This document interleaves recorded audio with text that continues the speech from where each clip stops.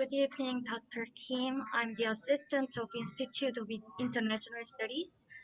Let me introduce the speakers and the moderator to everyone. Good evening, everyone. 2021 SIDE International Conference will begin shortly. We have three speakers this evening for the first session. We will be starting with Dr. Lee, and then we'll follow Dr. Hong and Dr. Oh.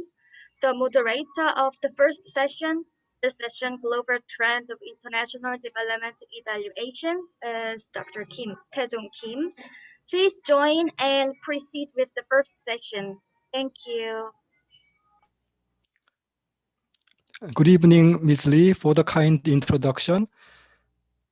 Good evening, good afternoon, and good morning to everyone, depending on where you are.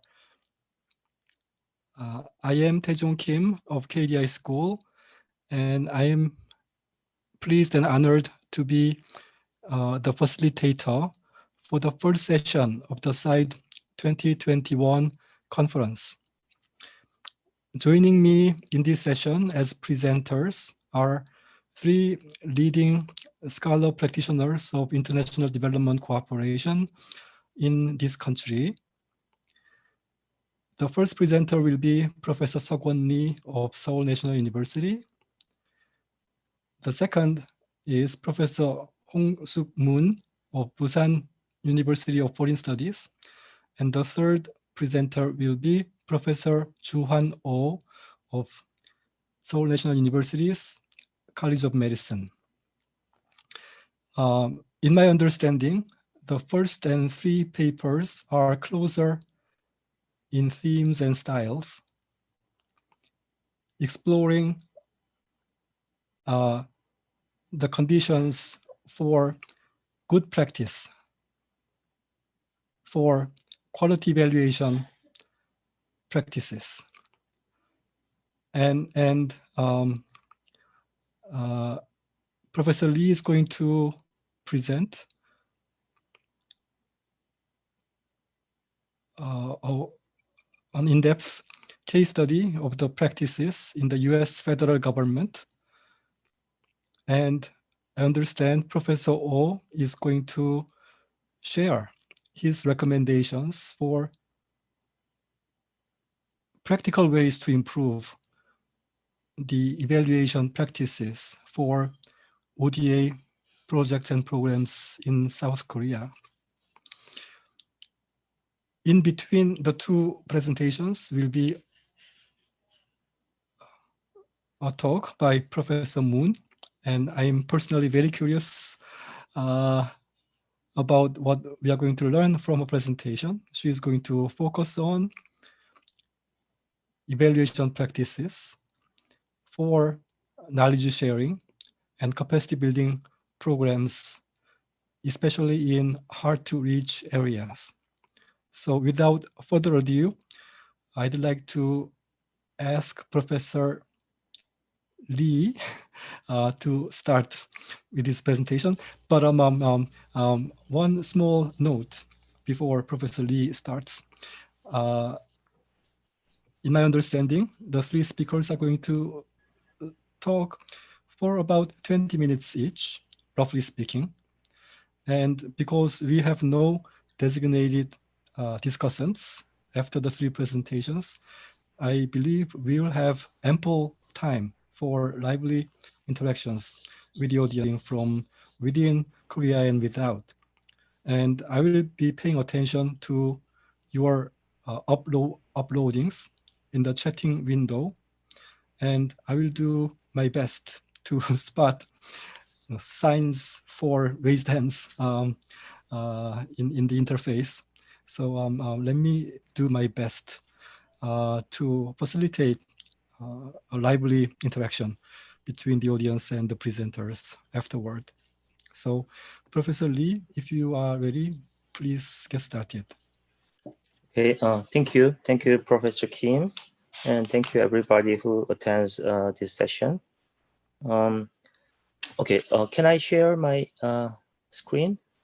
How do I? Oh, okay. Okay, so.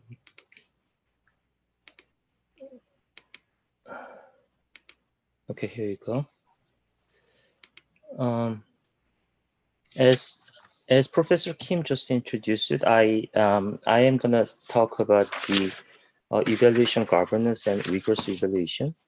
The motivation behind today's paper is that that is my personal question about why in some countries, including our country Korea, why in some countries some government do not conduct desirable type of rigorous evaluation. Somebody may think that it is because not enough expertise the government people has, or they do not understand or realize the importance of the rigorous evaluation. But my conception was different. I thought the problem lies in the governance structure within the government and between the government and private sectors. So when I refer to evaluation governance structure, it refers to the structure of the arrangement of responsibility and duty, and who shares the burden of conducting evaluation, and who is responsible for the evaluation results, and what is the consequences of the evaluation results, those things. So I try to dig deep into this issue, and I realized that it is important to look at the case study of United States federal government, because United States government is the most developed country in terms of evaluation methodology, or evaluation history, or evaluation experience. And also, most importantly, they have the most advanced form of the evaluation governance. So I will try to talk about my discussion centered around the how United States government made the evaluation governance structure, and then how they use it and manage it in order to promote the rigorous evaluation within the federal government system. Okay, so since I do not have enough time, so I will just rapidly go through my PPT. And if you think that my explanation is not sufficient, you can maybe raise a question at the end. So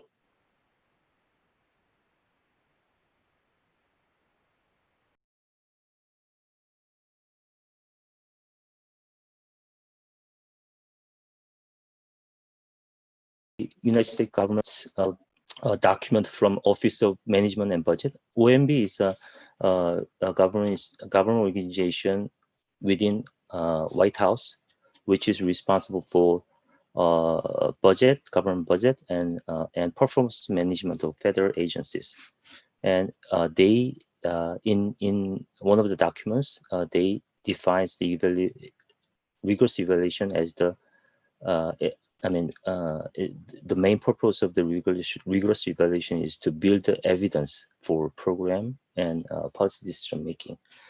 And and according to some other studies, rigorous evaluation refers to the use of the most appropriate and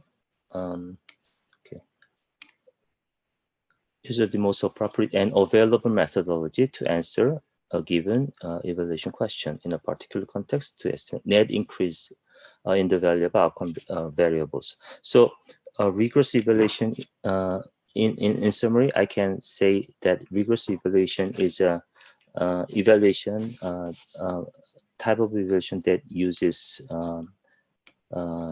scientific and objective methodology in order to find the true net impact, not just look at the outcome value, but try to uncover true value added impact, which is called impact evaluation. That's the definition of rigorous evaluation. And then what is the methodology for the rigorous evaluation? So in recent years, many people realize that rigorous evaluation can be done mostly in the form of experimental evaluation. And also, according to some government documents, this is the government report, which is published from a Coalition for Evidence-Based Policy and Council for Excellence in Government. They published this report, and then in this report, they said that experimental evaluation is the most desirable form of the rigorous evaluation. So there is many other conditions that defines the rigorous evaluation, but I think it is easier to think that experimental evaluation is an ideal form of the rigorous evaluation. Okay, so GAO is a government audit institution of the federal government. So it's a government accounting office or government accountability office of the federal government. They also said that the randomized experiment is the best design for rigorous evaluation. So so now you think that now you know that rigorous evaluation is a evaluation that applies scientific methods such as experimental design in order to find that program impact. Then is it the reason that government people like government people in our country, Korea, they do not know they do not have the knowledge about the experimental evaluation methodology? Is that why they don't tend to conduct rigorous evaluation? But I don't think that is the important factor. The important factor that really matters is I think these two points. These two factors are the factors that really matters. So the first one is, what function does the evaluation carry out at which stage of the overall policy process? So in order to find out why the rigorous evaluation is so hard to conduct in a real world government, you have to look at the overall policy process, not just evaluation itself, but the in what stage, in what position does the evaluation activity is happening, and what function does it carry out. So you have to have a broad perspective in order to find out why the rigorous evaluation is hard to be carried out. And second factor is so first factor is about the policy process, and second factor is the governance structure. As I said, governance structure is about the allocation of a job and allocation of responsibility and burden of consequences, so on.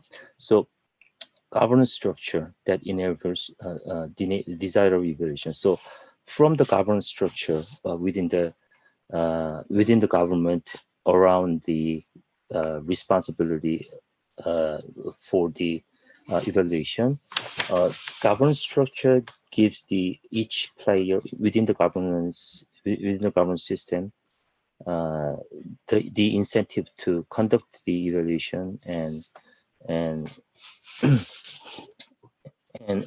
control mechanism about how each actors to be motivated to act desirably. So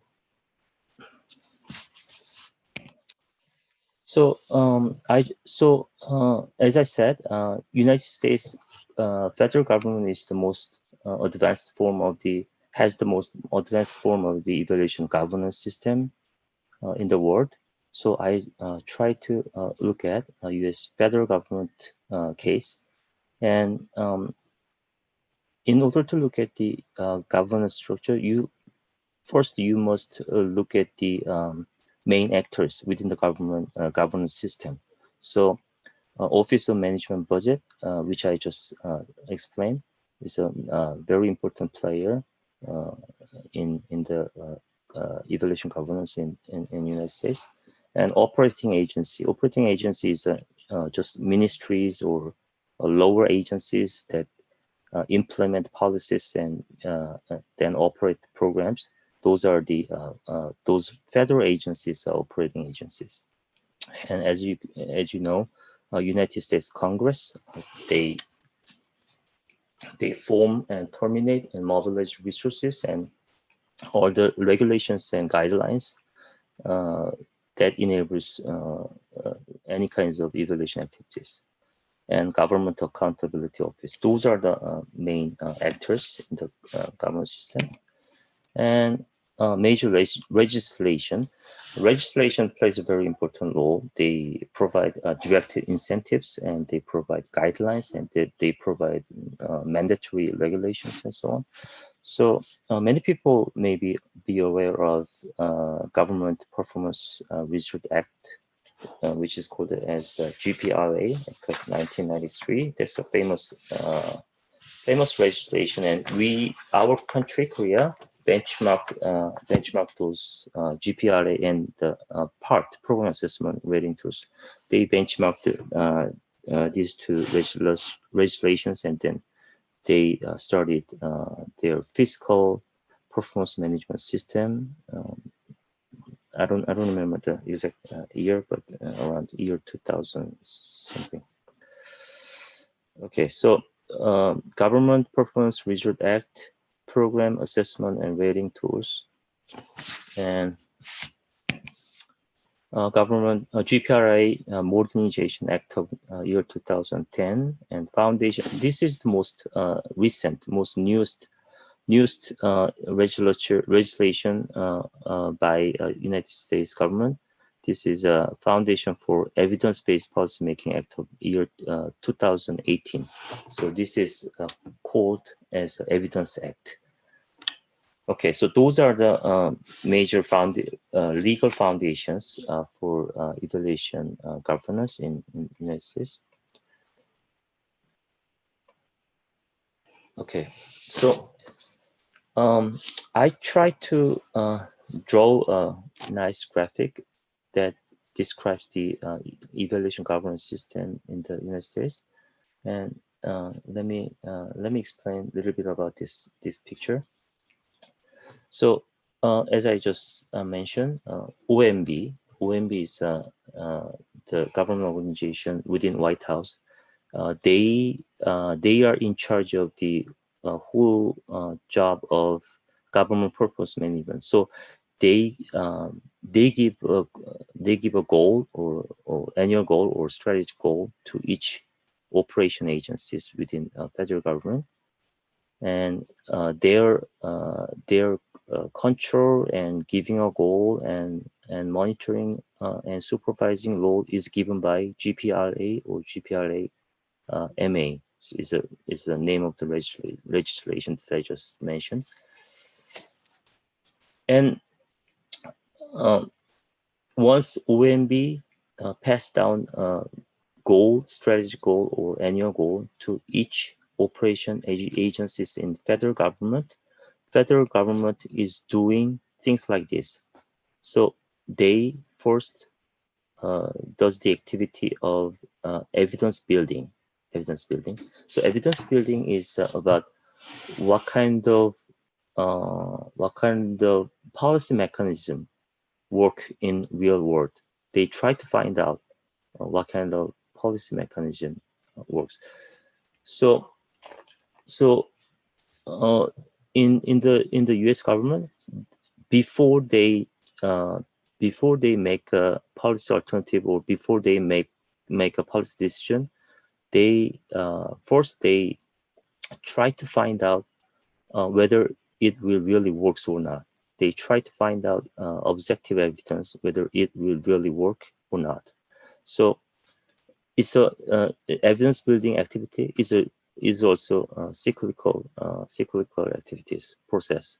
So they have learning agenda, and then let's say if their policy problem is low birth rate, let's say low birth rate, then they try to find out what kind of policy instrument can increase the birth rate or provide the people with the motivation for having more children and so on. So they try to find out and assess and verify what kind of government intervention can increase the birth rate within the society. And in order to obtain objective evidence, they really try out a pilot program in a small scale, and then they evaluate the the the the circle or rectangle that is described in red color indicates evaluation activities. So this is the first evaluation activities within the government.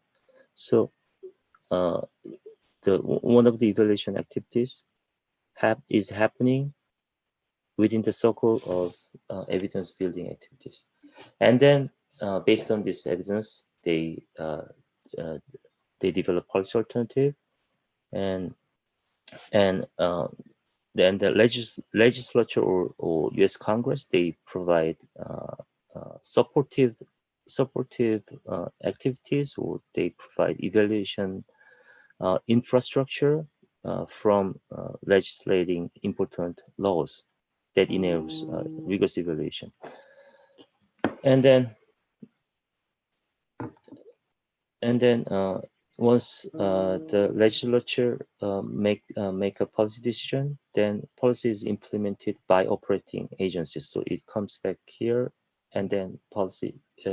Once policy implementation is finished, then they assess the performance of the implemented policy. So this is the second type of policy evaluation within the U.S. government. And then third type of the evaluation is conducted by GAO from outside the government. It's outside monitoring and supervision organization. So those are the basic structure of the evaluation governance.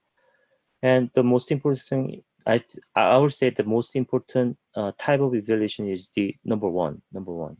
So evaluation, which is conducted in order to find the evidence of what kind of government intervention mechanism works.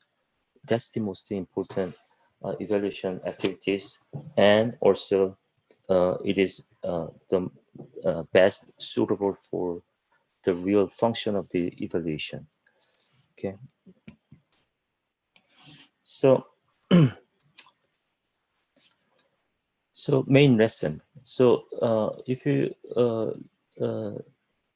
so important feature of the evaluation governance of the federal government is that what to do, which refers to the goal, or whether it is a strategic long-term goal or annual goal. The goal is given from the top as a top-down way. So OMB or Congress, they pass down the goal, and they try to give a guideline or direction to each operation agencies within the government. They pass down the goal of what to do, but how to achieve those goals? Is the responsibility of each operation agencies. So once the goal is given to each federal agencies, then each federal agencies, they autonomously, and they on their discretion, they try to find whatever way that they think it is efficient, and in the course of finding an efficient way of achieving their given goals, they can utilize rigorous evaluation, and nobody in United States governments, even OMB or Congress, nobody enforce or mandate evaluation activity to each federal agencies. It's just it depends on their discretion on autonomous judgment whether to conduct evaluation or what kind of evaluation they conduct. They completely upon their discretion. So that's the very important features, and we have to focus on the features. So success factors of the evaluation governance, which can be drawn from the review of the US government's case study, is that first one is the evaluation infrastructure that mitigates constraints associated with resource required for evaluation. So in order to conduct rigorous evaluation, one does not have to have a constraint, real world constraint that limit the application of rigorous evaluation methodology. For example, shortage of time or shortage of money or lack of expertise or limitation of data access, so on. That's the main constraints or restrictions in the real world. People cannot apply the rigorous evaluation methodology. So in the United States government, congressional legislatures, they try to mitigate and they try to lift out these constraints by supporting legislations that removes these constraints. And second factor is the incentive regulation mechanism. The incentive regulation mechanism refers to this. As I just mentioned, in the United States federal government, nobody enforce rigorous evaluation. They do not mandate it, but it is up to each agency's discretionary judgment whether to conduct evaluation or not. But because of the power mechanism between the supervisory organization and the operation organization, feels that it is beneficial to them if they conduct evaluation. So they conduct evaluation because they know and they feel that it is beneficial for them if they conduct the evaluation. That's the result of how they build up the power relationship within the evaluation governance system. The third factor is the policymaking process. As I said, policymaking process is the important factor, and the important factor is that evaluation has to happen before policy decision making. Policymaking decision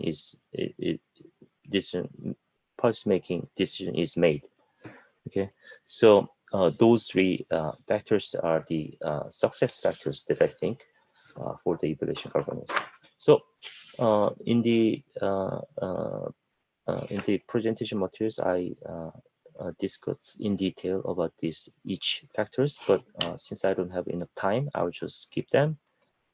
And okay, so I will just jump to the last picture. So this is the flow chart or causal map of the ultimate goal of this is causal path, maybe causal path towards the ultimate goal of the fiscal management system or evaluation governance system. So the ultimate goal of the fiscal management system is the fiscal efficiency. How to achieve this? By evidence-based policymaking. And evidence-based policymaking is made by evidence building. And in order to achieve this, we need rigorous evaluation. So in order to achieve rigorous evaluation, you need these four factors of the evaluation research. At the evaluation research level, we need to have properly defined goal of evaluation, and from the goal of the evaluation, we can draw appropriate evaluation questions.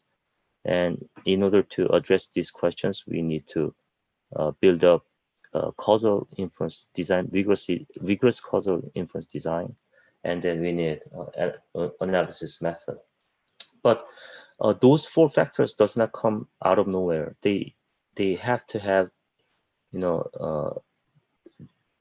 they are obtainable only when those background factors are realized.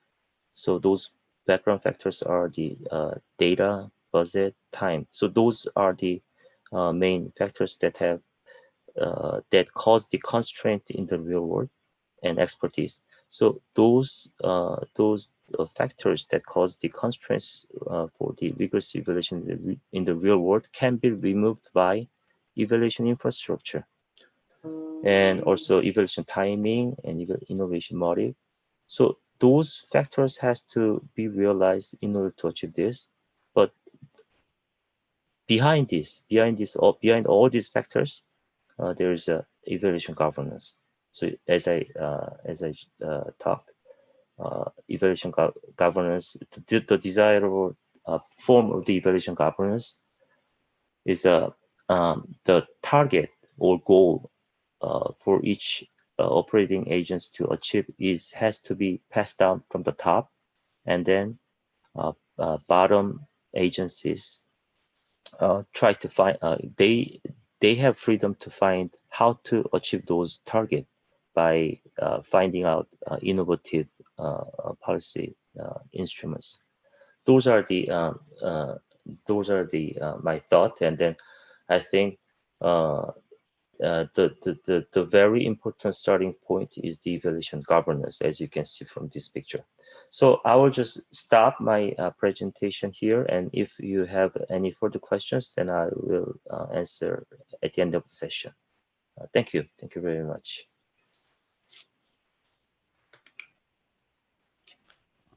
Thank you very much, Professor Lee, for graciously deciding to skip part of the presentation to help me manage the time.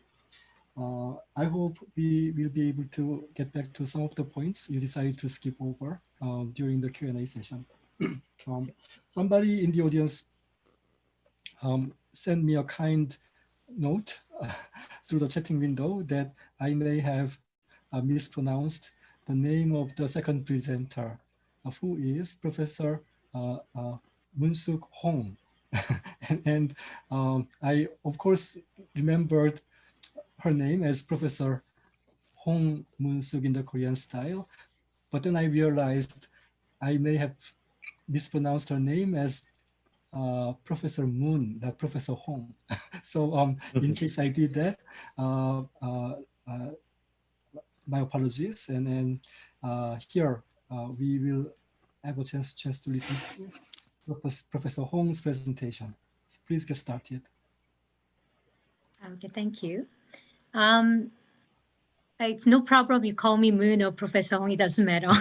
But thank you for the kind announcement. Anyway, I have today I'd like to talk about the evaluating in a very specific context. I'm actually interested in context-specific or local-specific evaluations. So I'd like to today, I think I have about 20 minutes to talk about how to conduct evaluation in a specific context. I'm actually quite surprising that this is 7:30 at night and there are so many people listening to our presentation, and especially evaluation has never been fashionable or popular. So I'm a bit surprised that there's so many people are listening today. I'm very excited. Well, today I'd like to talk about this analysis. It's an initial tentative research finding. It's a sort of a scoping review that we compiled together how knowledge and capacity development programs around the world are being conducted. And especially because I have background in human development, I have a background in development anthropology and education. So my primary concern is that how to work with the people actually, and how do we deliver rigorous and systematic and, if possible, more local specific knowledge and capacity development programs and policies around the world. This research is actually currently a final stage. We are writing up our paper. I'm working on with Professor Moon Kyung-yeon from Jeonbuk National University. One of the graduate students called Oh Hyun-ju also joining our research now. In this research, I'd like to show you one picture in the courtesy of one of my favorite photographer, Im Jung-jin. Actually, I have this picture in my office today. I'm just wondering, what do you see here? Many of you are here today working in international development or the development practices and policies. What do you see? If you are a field evaluator, or you are an evaluator who are dispatched to conduct evaluation in this village or in this under the bridge family household, what do you think that the evaluator should focus? Or how do we conduct our evaluation in this context? Or even asking, going one step further, what's our philosophy, what's our philosophy actually conducting our evaluation activities in these communities or with these so-called beneficiaries in our partner countries and communities. I've recently also received a lot of complaints from my friends and colleagues that a lot of evaluation methods developed or evaluation models exist that do not fit into a lot of local context we are working. So I had a few questions. So first of all, I've noticed that the recent diffusion of the COVID-19 pandemic, it has led to increasing interest in evaluation methodology, especially those the evaluation that are being evaluation researches or actual evaluation have been conducted in hard to reach areas. Like a lot of European evaluators or the evaluators who've been working with a lot of European countries. And through research, the past literature in this area, there are a series of researches and discussions have happened in EU and in conjunction supported by various donors and evaluators in 2018 and 2019. Also in Korea, I've noticed this in Korea a few months ago. So I don't think that this hard to reach areas evaluation in EU was actually gearing for how this evaluation discourse or practices or this methodology could be embraced or implemented in a COVID-19 situations. But in recent years, many of us are working in this very restricted situations. So I think that this ways of doing evaluation become increasingly popular. In the context of Korea, a lot of Korean colleagues are here today. That a lot of Korean colleagues also have recently worked in fragile and conflicted states. But however, until now, I think Korean evaluations and evaluation practitioners and also the so-called evaluation specialists have not really paid particular attention to these vulnerable and these transitional areas than the context of how we conducted this evaluation. Especially in OECD DAC framework, I think everybody knows today that everybody today know in this seminar knows OECD DAC 5 criteria, now 6 criteria, that without tailoring criteria, copy and paste, we could put in Korea, that criteria has been quite widely practiced in these days. And this is a little bit concerning. So based on this context, I have interested in looking into different frameworks and different measures for evaluation, dealing with the specific obstacles Firstly, I'm interested in distinctive social, political, and cultural context of development. I wanted to emphasize that I'm interested in social, political, and cultural context of conducting development evaluations.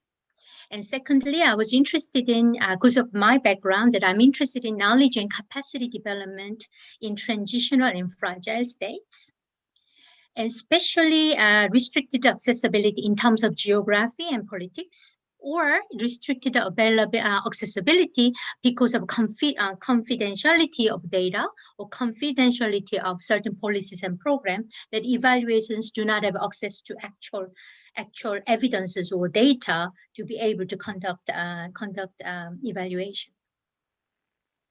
So we narrowed down to 28 different knowledge and capacity development projects around the world, carried by both international financial institutions as well as bilateral organizations and multilateral organizations.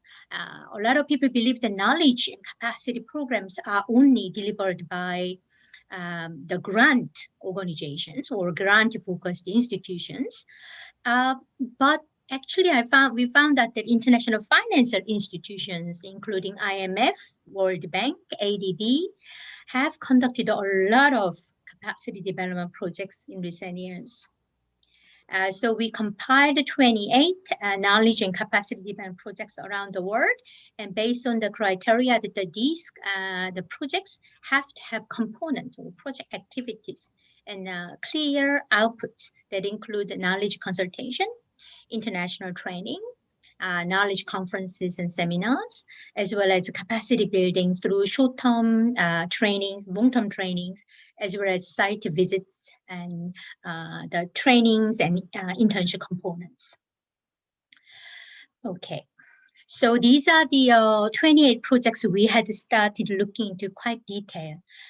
So we went through the IMF, World Bank, WTO, ADB projects, as well as we started looking into grant organization programs. I did not intend to looking into CEDA, a lot of CEDA projects, but CEDA has a quite amazing range of different capacity development programs as a format of program approach. They do not conduct standalone or as the one-time training or conferences, but they were doing in a program style. For the the hard-to-reach area specific context, we had looking into especially the countries of Colombia, Timor-Leste, and Myanmar as the examples of transitional countries. We also looked into Iraq and Afghanistan as examples of conflict-affected and highly fragile context countries. So these are the evaluation also focusing on capacity development and the trainings.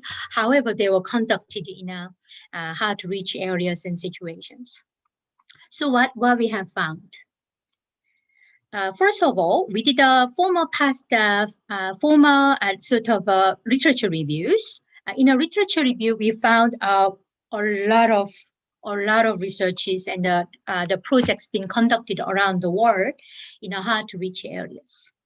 Especially there seems to be the innovations, a lot of innovations happening in terms of methodology. The use of geospatial analysis conducted by, I put some of the names, I found that their works, evaluation works are quite amazing. And geospatial and remote sensing technology methodology are also being used in some of the evaluation. And some of the low tech, not too difficult, but there's more manageable and more affordable ways of conducting evaluation, such tools such as mobile phones and tablets are of course used in evaluation that are conducted in hard-to-reach areas. What was quite interesting was that as Professor Lee mentioned in the past, it's very important to have a very good experimental evaluations. However, in a hard-to-reach context, conducting a rigorous experimental evaluation came out to be quite difficult. So they used a mainly quasi-experimental method or they used most of the evaluation we found so far that there was a mixed method they used. They used both quantitative and qualitative together, but they had a process of a triangularization process a bit longer or a bit more intense than other researches. It was quite interesting also that the past literature, our literature review on the evaluation conducted in hard-to-reach areas also includes some of the going back to the participatory methods that were developed in 1980s, 1970s and 80s, and somehow they were very unpopular for a while. And there's a bit of a comeback there. So working with the local researchers, because a lot of evaluators right now, they cannot travel around the world. They work remotely together. So conducting joint researches, or some of the researchers like Jihad Musa, he's one of the most famous evaluators. He talks about empowerment of the local evaluators. So ownership of evaluation process are now co-shared, and some of the so-called indigenous M&E culture are being formed. So this was the past evaluation being conducted. Second of all, we looked into so-called traditional knowledge and capacity development program evaluations. So as I mentioned, we had to look at actually 28 different cases. So we had to look at WTO. This was very interesting evaluation and very good quality. If some of you are interested in, I want you to take a note that this IDB knowledge project evaluation was excellent. Also WTO international training evaluation was excellent too. Both of them were conducted and they utilized the OECD DAC framework. And it was quite common that 20 out of 28 case we had to look at it, they adopted OECD DAC criteria, but they did not necessarily adopt all of that. They did a bit of picking. And what's interesting was that with this WTO and IDBG kind of the knowledge and training programs, many of them already started using remotely administrated surveys or telephone-based or online-based consultations, interviews, and surveys already since 2010s. A lot of our colleagues in Japan and Korea, we started using all these online-based surveys and the online-based evaluation because of pandemic. But what I found that a lot of multilateral developed financial institutions already started using this kind of methods about 10 years ago. Commonly, we found that the theory of change was quite interesting. They used, as I mentioned, OECD criteria widely.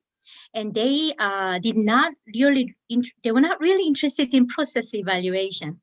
Many of these international and the multilateral financial institutions and multilateral organizations were very much interested in the results. And they did not use the process-based model, but they mixed between OECD DAC criteria with Kirkpatrick model or Phillips model. So they had a bit of merger between OECD DAC criteria as a sort of the overall direction. But when they were really looking into detail, they used Kirkpatrick and the Phillips models.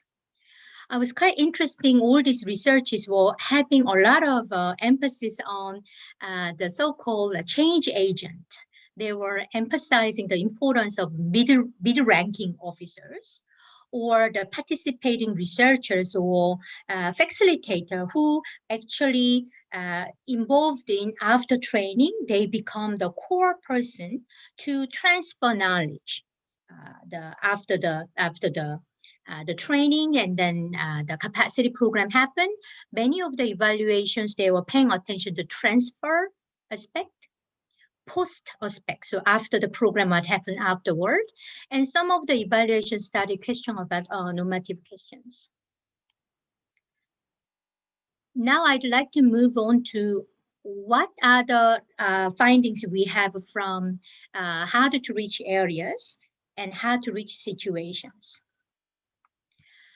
We started looking at around 12 different projects around the world, but we narrowed down to 6. So one in Colombia, one in Timor-Leste, and one in Myanmar, and two in Iraq and one in Afghanistan. So these 6 projects were heavily focusing on knowledge and capacity. So they were very much interested in people-focused evaluation, how we evaluate these people-focused project. One of the best case that we chose was the Burma final evaluation conducted by USAID. It's a project that conducted by USAID, and the evaluation was conducted by a company called Social Impact Incorporated. They used the mixed method, of course. They used the document review and the key informant interviews with the US and Myanmar main stakeholders. And they conducted in the focus group interviews, and they had direct observation, but not by international evaluators, but by local evaluators, advised by international the evaluation specialist. So what we have found was quite interesting. Among those 6 evaluations that were conducted in hard-to-reach areas, number 1, they had a serious concern about the practicality and relevance of result-based management strategy. They found that the most of projects they were evaluating, they did not have result-based management strategy when the projects were implemented. And second of all, they had a lot of innovative approach and methodology were used, but all of them used mixed design. A third of all, which was for me, for the first time I encountered this. I don't know, a lot of people maybe here are familiar with this, but they were doing a risk assessment before conducting evaluation. What they mean here is that they assess risk whether conducting evaluation itself is risky or not. So it's not the project risk assessment. They are thinking that there are some of the risk might appear or might occur in the process of evaluation.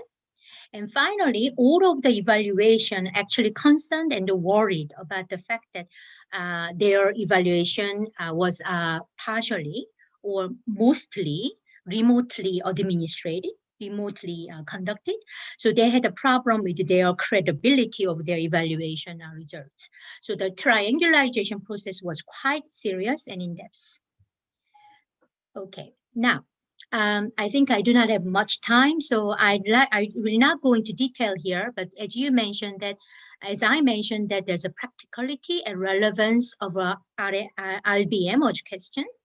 Second of all, the relevance and efficiency of the methods could be applicable or not. They worried about this issue. Thirdly, there was a separate risk assessment was made whether this is what is the value of conducting evaluation relative to the possible potential risk.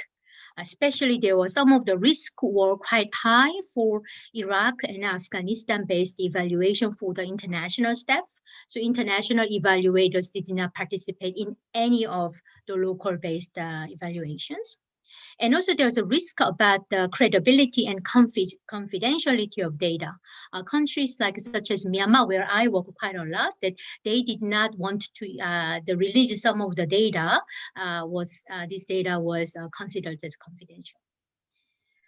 So I'd like to spend next 4 minutes that step by step, what kind of findings we found that from the the 6 different evaluations that were conducted in hard-to-reach areas and situations. Number 1, firstly, they were concerned that they tried to focus on developing practical and applicable RBM management strategy. They were very worried about data availability. So they were not only focusing on the first-hand data, but they were quite open to use secondary data as well. Because the national level census or the census was not available or available, but they were not reliable. So they were allowing the situation where there's a lot of secondary data could use. Secondly, rather than they were using some of the projects for evaluations, adopted theory-based evaluation, but 2 or 3 evaluations, they focused on utilization-focused evaluation, called UFE. utilization-focused evaluation, be more flexible, but it's not as rigorous as other experimental or quasi-experimental or theory-driven kind of evaluation. So utilization-focused evaluation was also used. And also they are concerned about their evaluation approaches and models and scopes could be dramatically need to be narrowed down because of translation issues as well. And scope of evaluation in the discussion with the donors, they want to be narrowed down. So they do not have a lot of evaluation questions, but they narrow down to maybe 3 or 4 core evaluation questions and make sure focusing on those evaluation questions. In the implementation stage, as I mentioned before, that there are a lot of remotely administrative survey methods. So they use mobile interviews, SMS interviews, and voicemail. And some of the evaluation actually used a telephone company, in a local telephone company, tried to conduct those companies who are specialized in electoral process of the political polls. They were part of they joined the call centers, and as well, so it was kind of interesting that this kind of local companies can be part of the surveys. They also use some of the social network platforms as well. And working with the local joint evaluation, they had a non-high-tech approach. Non-tech approaches such as participatory rural appraisals, and some of the very traditional, more field observation method as well. In terms of evaluability assessment, they had evaluability plus risk assessment joined together. There was consideration of the value of conducting evaluation were quite seriously discussed, and the potential risk to the development and evaluation agency were discussed.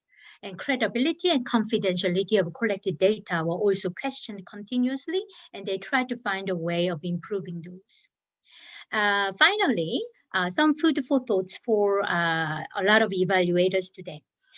We found that a lot of EU funded hard to reach area evaluation did not use as a fancy technology as I expected.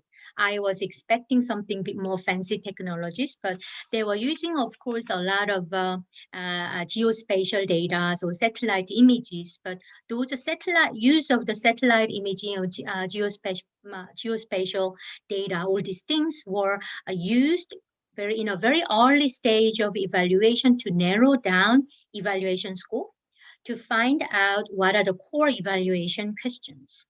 Actually, in the process of conducting evaluation, a lot of methods and tools were a lot more going through the joint evaluations with local researchers, utilizing some of the methods that we already know.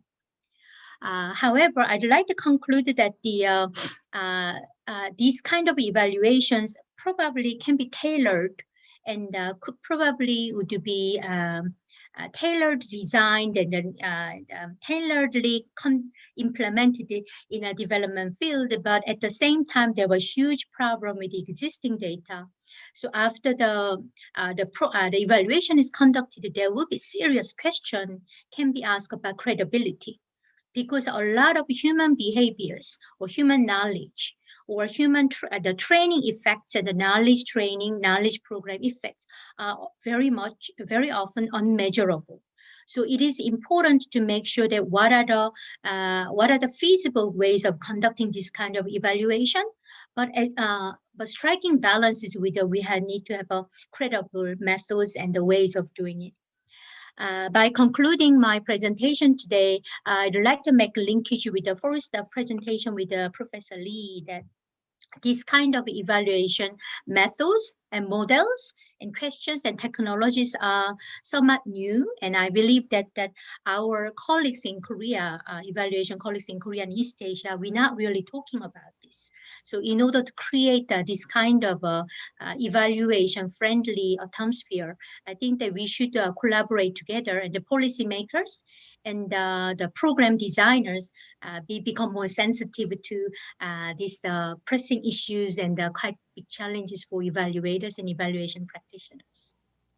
Okay, I think I will like to conclude here. Thank you very much. Thank you very much, Professor Hong, for the thoughtful and thought-provoking presentation. we are running a little bit late in our schedule, but I'd like to remind everyone, every participant, that we are looking for interventions from the audience. So please start using the chatting window to register your interventions, comments, and questions. So with that, we are turning to the third and final presenter of the first session, Professor Juhwan Oh.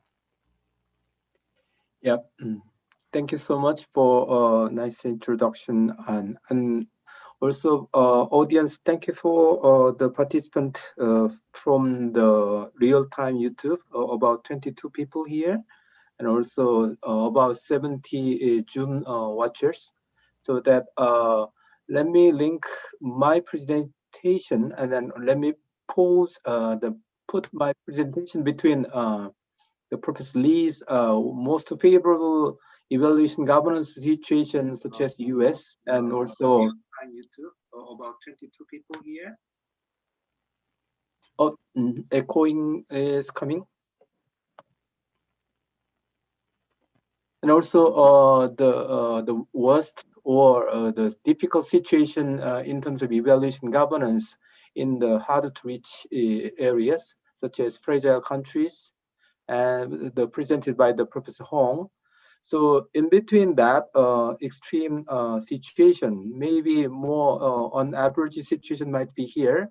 So that this is the recommendation for the on national level evaluation system establishment for South Korea and an equivalent country in the world, and in the similar situation in other countries. So that it might be much more the feasible recommendation, hopefully. Then let me quickly review the fundamentals in the evaluations.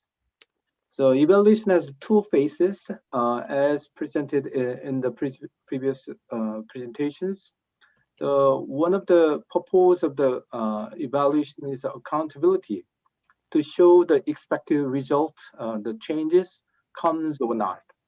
And also another aspect of the evaluation is to know how to make expected change happen in the near future by feedback and learning.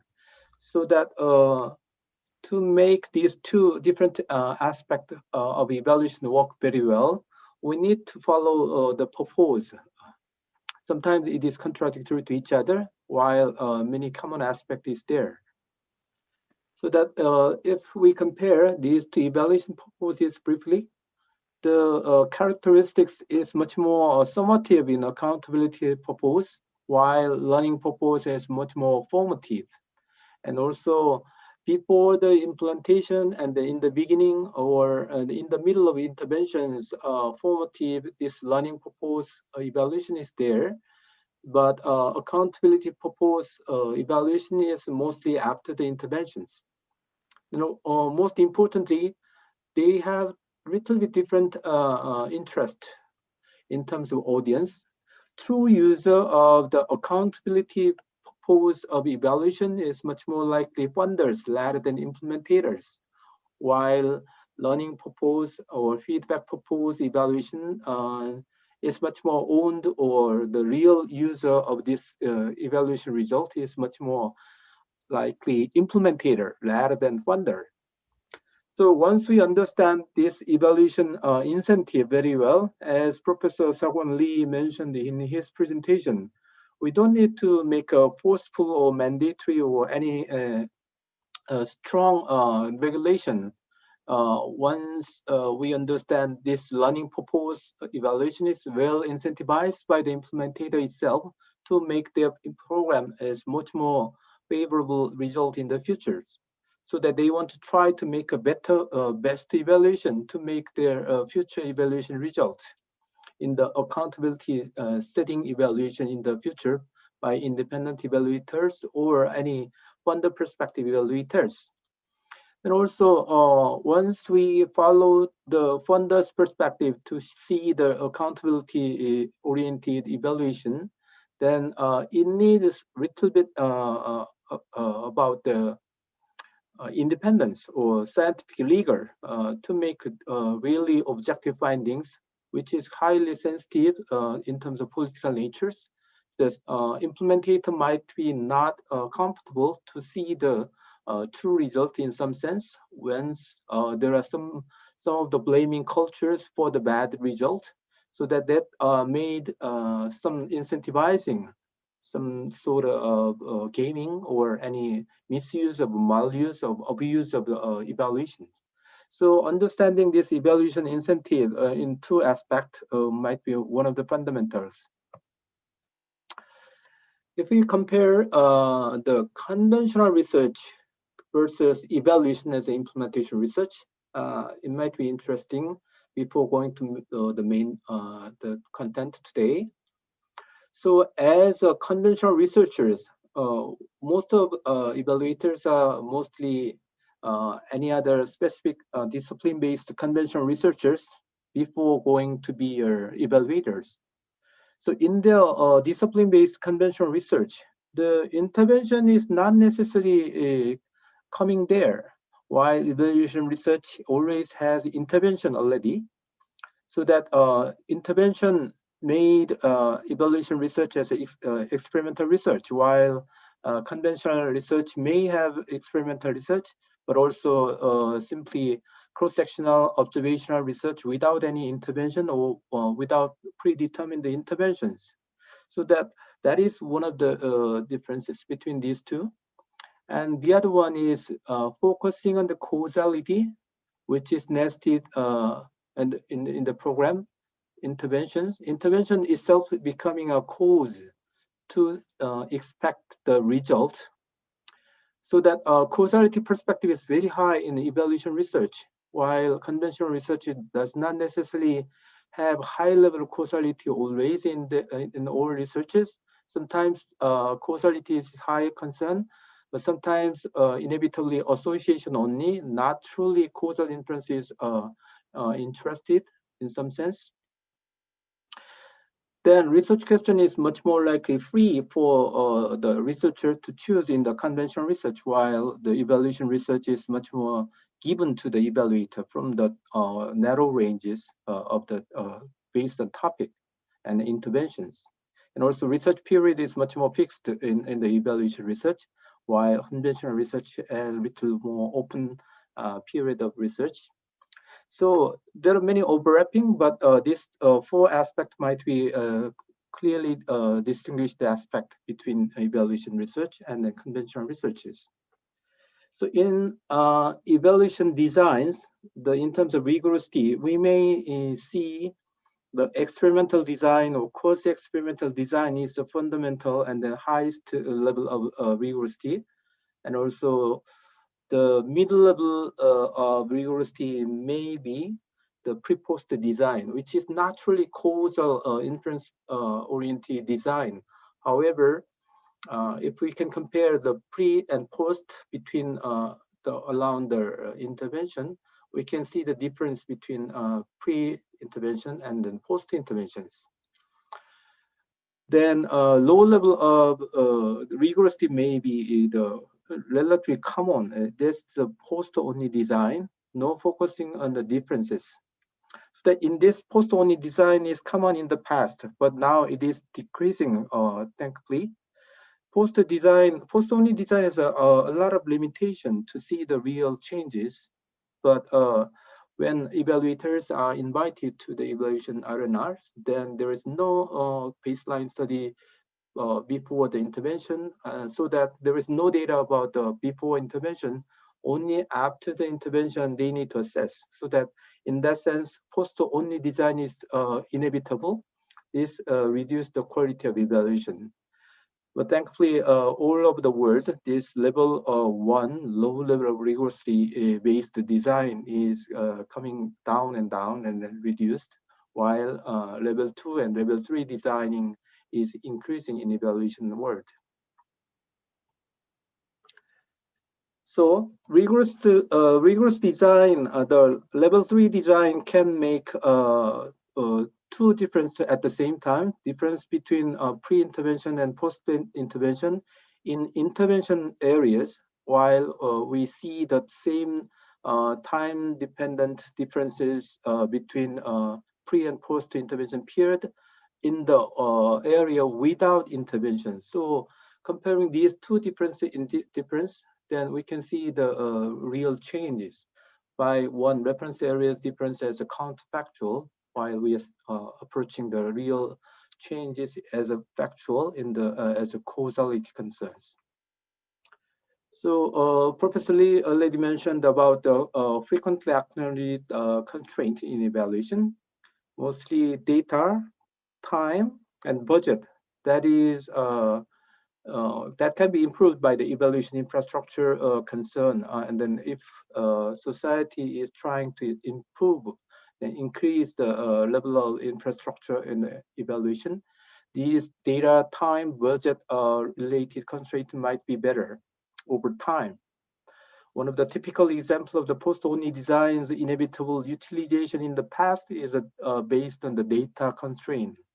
That hampers the evaluability in many sense, so that evaluability should be accessed at the first phase of the evaluation in the past. But over time, this evaluability became better than before. But still, political constraint is not a small, it's quite huge. Once someone is have some incentive to get the some direction of the result, then they may be influencing the result or evaluator to show and then to achieve their preferred result. That political influence and the political constraint may hamper evaluator to get the quality evaluation. So to overcome this political constraint, the regular assessment of evaluation ecology by the society is necessary, and also evaluators' professionalism and scientific rigorosity and independence matter. That should be assessed by themselves together. So based on these fundamentals of evaluation, some of the evaluation expert groups which were gathering in the last year in this side conference in 2020, they raised some concerns about the contemporary international cooperation program evaluations.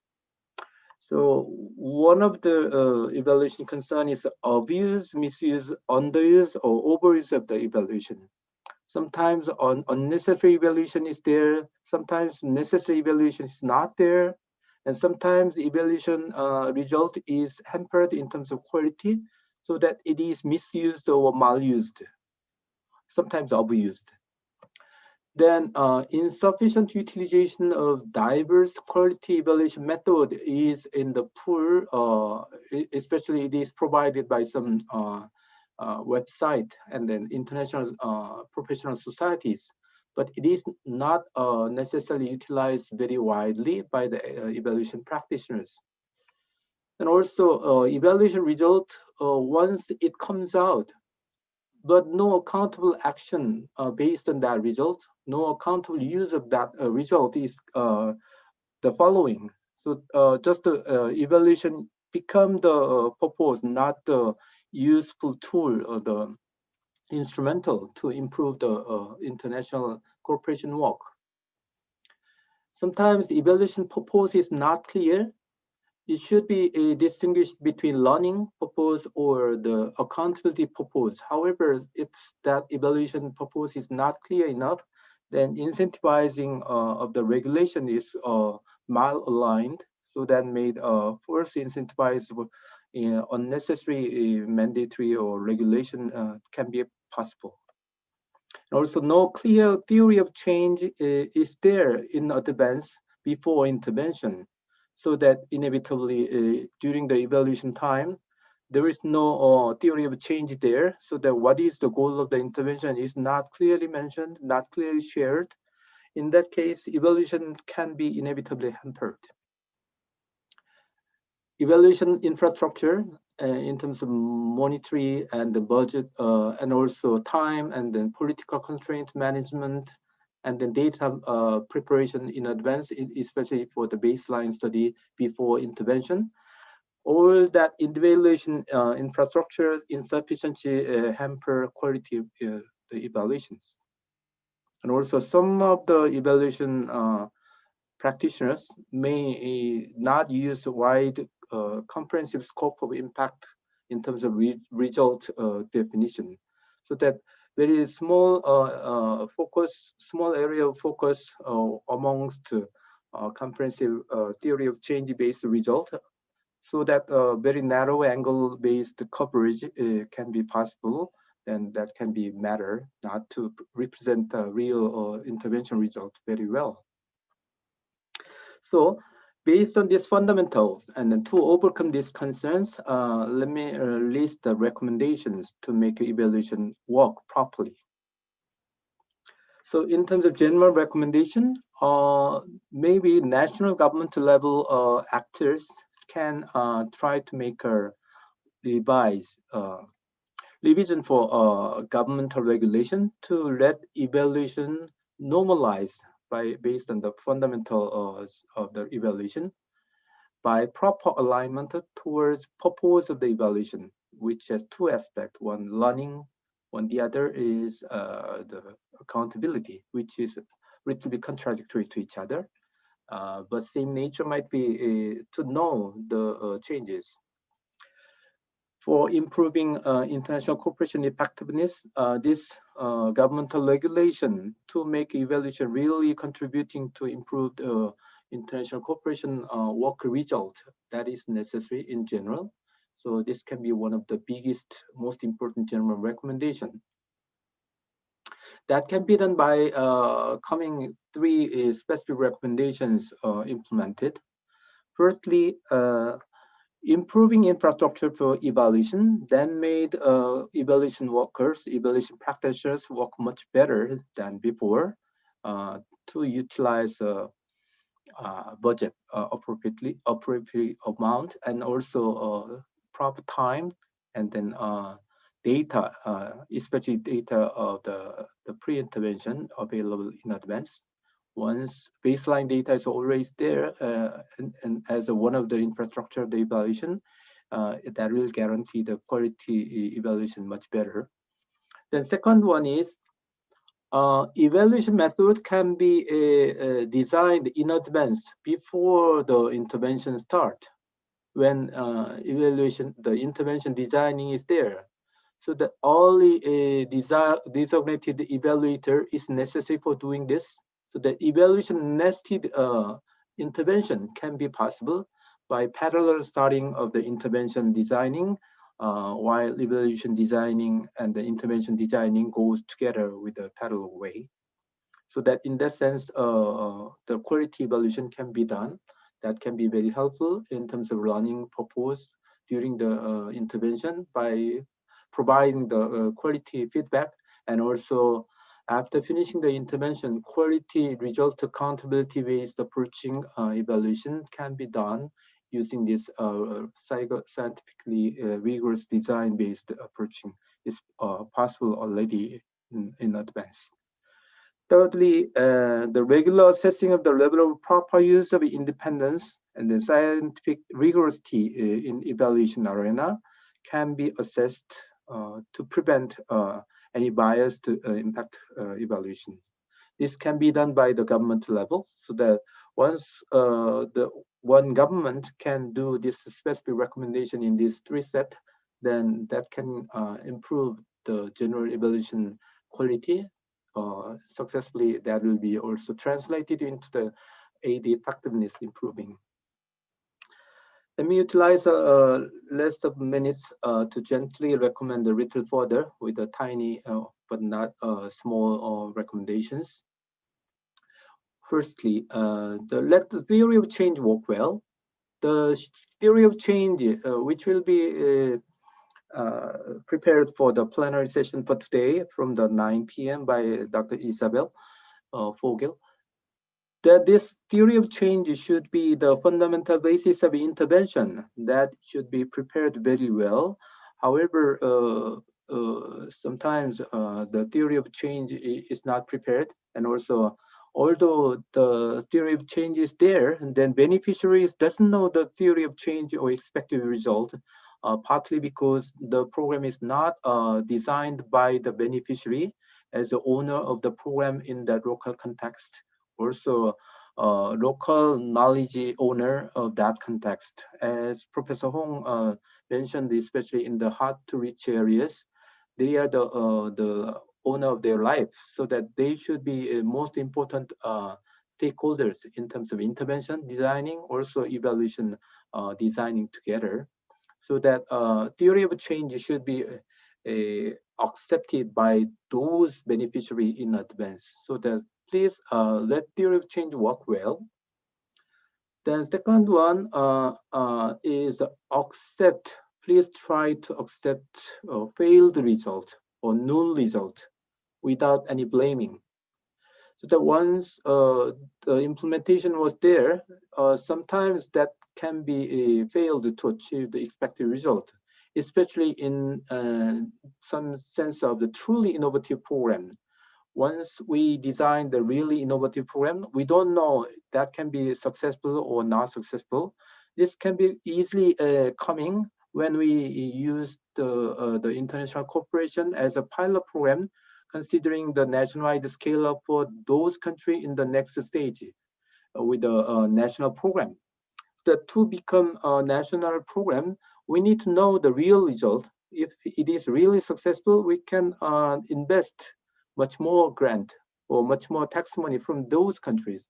However, if it's not successful, we need to revise or reinvent another good interventions, so that to know the true result very well, we need to accept the failed result or null result. Otherwise, only a positive result is expected without blaming. We cannot make a real evaluation, and then we cannot test the really the innovative programs.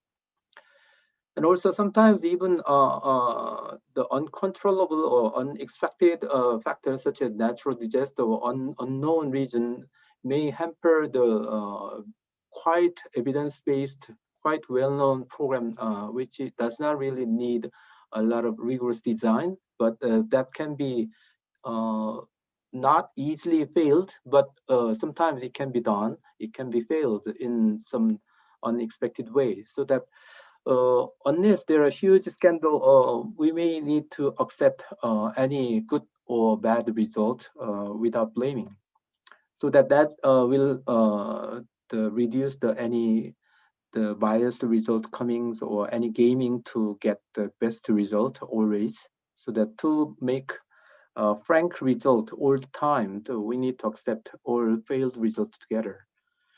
Then thirdly, please do not evaluate all projects or all poems, considering still evaluation need also resources. These resources not the small resources. Sometimes it is some threshold there, so that inevitably some constant level of resources necessary for evaluation for any size of program. So that we would like to recommend evaluate program as always, if it is large budget-based program, which this program needs level 2 or 3 rigorous-based evaluation design. Highly rigorous design, evaluation design is necessary for this large budget-based program. If it is not truly innovative enough, but more conventionally evidenced by other areas or in the previous time, then level 2 rigorously can be acceptable. Level 2 means the pre-post design. Then if it is not truly, if it is truly innovative natures, as I mentioned, that is inevitably level 3 highly rigorous design, evaluation design, experimental or quasi-experimental design is necessary. So to save the grant, to utilize the evaluation resources much more wisely, then we need to accept evaluation for small programs or not innovative programs. Sometimes small programs fragmentation issues in the aid arena, which is very burdensome for the partner countries. while it is still helpful, but that administrative burden of the partner government may cancel out the benefit of that program. So that unless that small program is innovative enough to find out the new solution, then the effort to minimizing this fragmented budget-based fragmented aid might be linked with the exemption of the evaluation for small programs. So that revisiting this rigorosity level, which can be considered, the level 3 and level 2 for the large budget-based program evaluation, and also innovative program evaluation, then 2 or 3 or 3. But for the other evaluation, maybe we can use a low level of rigorosity at the same time with the small, less rigorous design, less amount of programs. Then second last, fourth, please share the quality evaluation result via the peer-reviewed international journals to share the results together with the worldwide levels. Then also try to prevent gaming in evaluation, so that once gaming is hugely pervasive, then abuse of maluse of the evaluation, which is distorting the evaluation result to contribute the international cooperation quality improvement. So that this is not hypothetical. It is still ongoing in many countries, including South Korea. So that government need to prevent gaming in the evaluation by well aligning the evaluation purpose and the mandatory and the incentive natures. Overemphasizing of the evaluation temporarily without proper environment, the built-in structures improvement, may lead to evaluation malfunctioning or waste of resources in evaluation, which is not translated into aid effectiveness. So individual level evaluation practitioners may also have some role to improve the evaluation quality by updating evaluation practitioners' individual evaluation knowledge and skill, and also maybe the evaluation practitioners' individual effort to publish their result, to share their result with other the peers, and also guarantee your quality of work beyond the mandatory grade report submission to the client agencies. And also by this way, we can also strengthen or encourage ourselves to keep our professionalism and also independence once there are some constraints, especially for political constraint or data or budget time constraint there, till we can try to make a better quality evaluation. Thank you so much. If you have any question, we can have a Q&A session now. Then if it's a limited time, then you can email me later on after Q&A sessions. Thank you so much.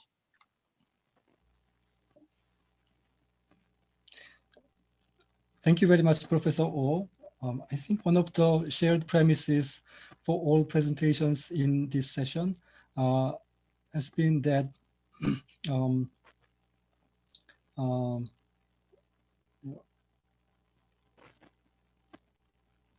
there are many barriers to quality evaluation, going much beyond lack of appreciation of what constitutes a quality good evaluation. And I think Professor Oh's recommendations were practical, and I appreciated that he was in full recognition of the practical constraints that agencies and individual evaluators perform under. So I have been checking interventions from the audience.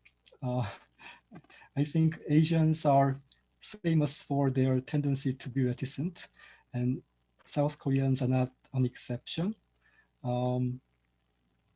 And I have been checking the Zoom chatting window and the YouTube window as well. And I noticed two questions only from the chatting window.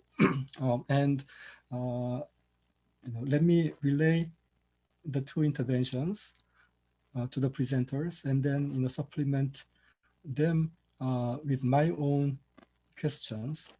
And I'd like to encourage all participants to think about how you can make a good use of the opportunity to interact with the leading practitioners who presented in this session.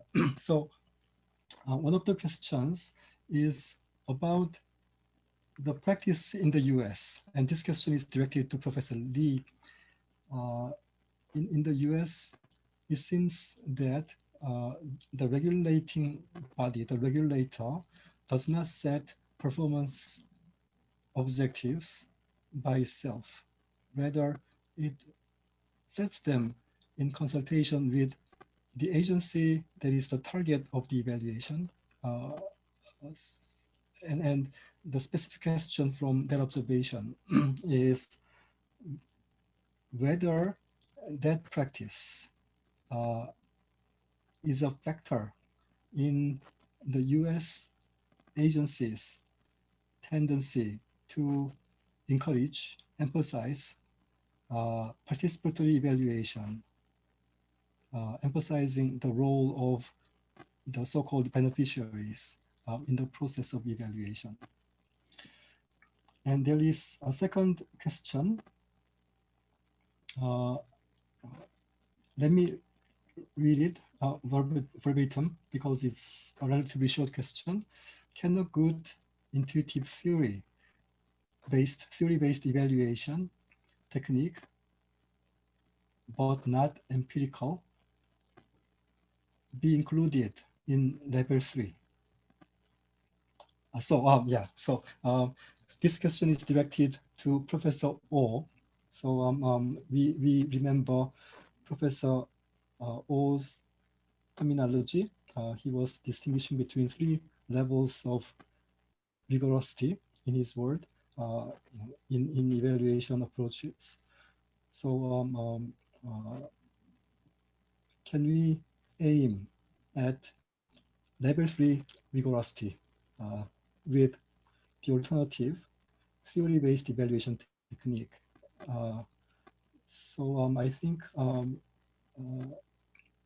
this question is directed to Professor Oh, but I think Professor Hong can also decide to respond to this question. And actually, I have some additional questions that I'd like to add to these 2 interventions from the floor. And actually, one of them is related to the second question about the feasibility of level 3 rigorosity in the alternative theory-based evaluation. So Professor Hong discussed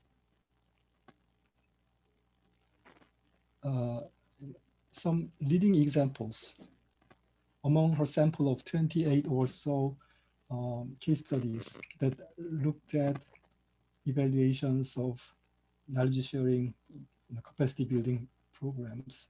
What was the ground for the selection of the 2 case studies, one by WTO, the other by IDB? Do we have a sense that in those 2 studies, we could tell that the knowledge or capacity building program did have a difference, did make a difference? And if it is the case, then how do we know that that is indeed the case?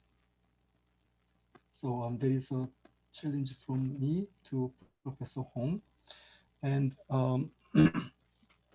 to Professor Lee,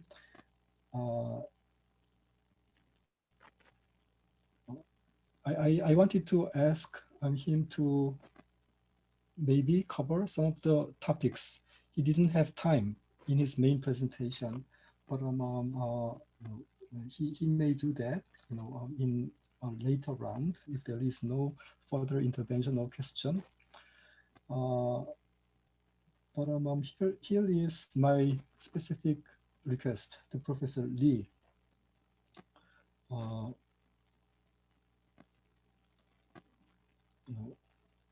We already have a fairly complicated map of relevant agencies in the U.S. federal government, and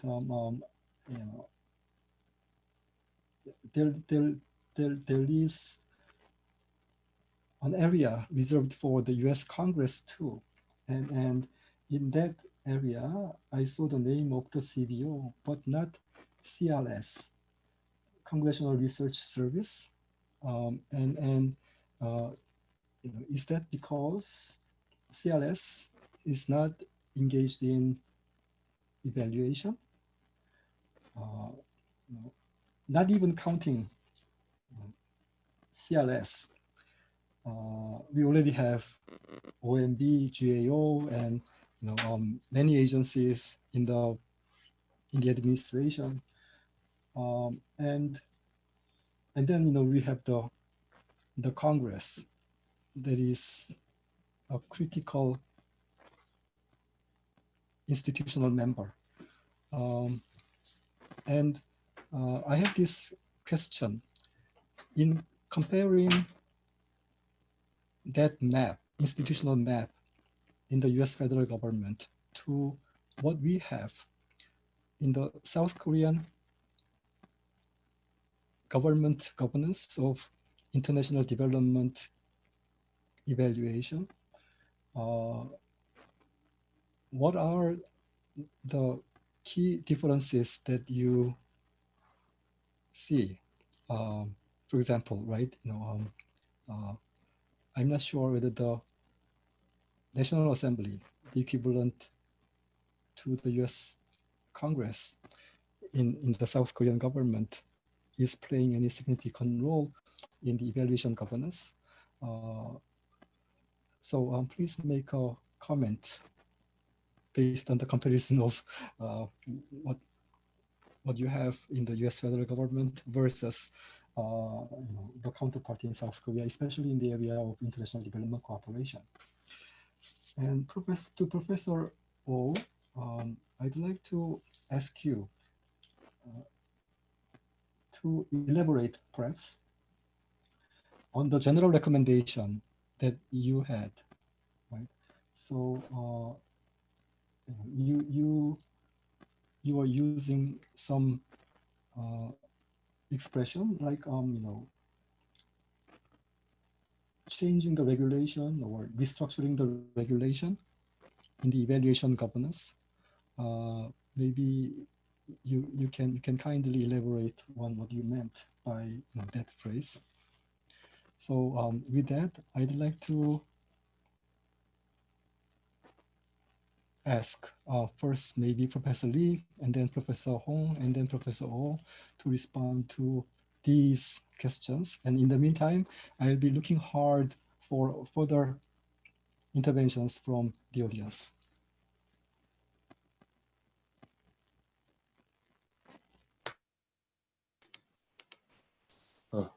Oh, okay, thank you. Actually, one more question just came in from Dr. Jung and Professor Hong. It's a question. Okay, so I think I have 3 questions to answer. So in order to answer the questions, I will let me bring up the PowerPoint slide. Okay, so the first question is about the incentive regulation mechanism of the US cases. And it is a very important and good question. Professor Kwak has asked that regarding this sentence here. Okay, where is this? Okay, it where is it? Oh, I'm sorry, I'm a bit lost here. So, the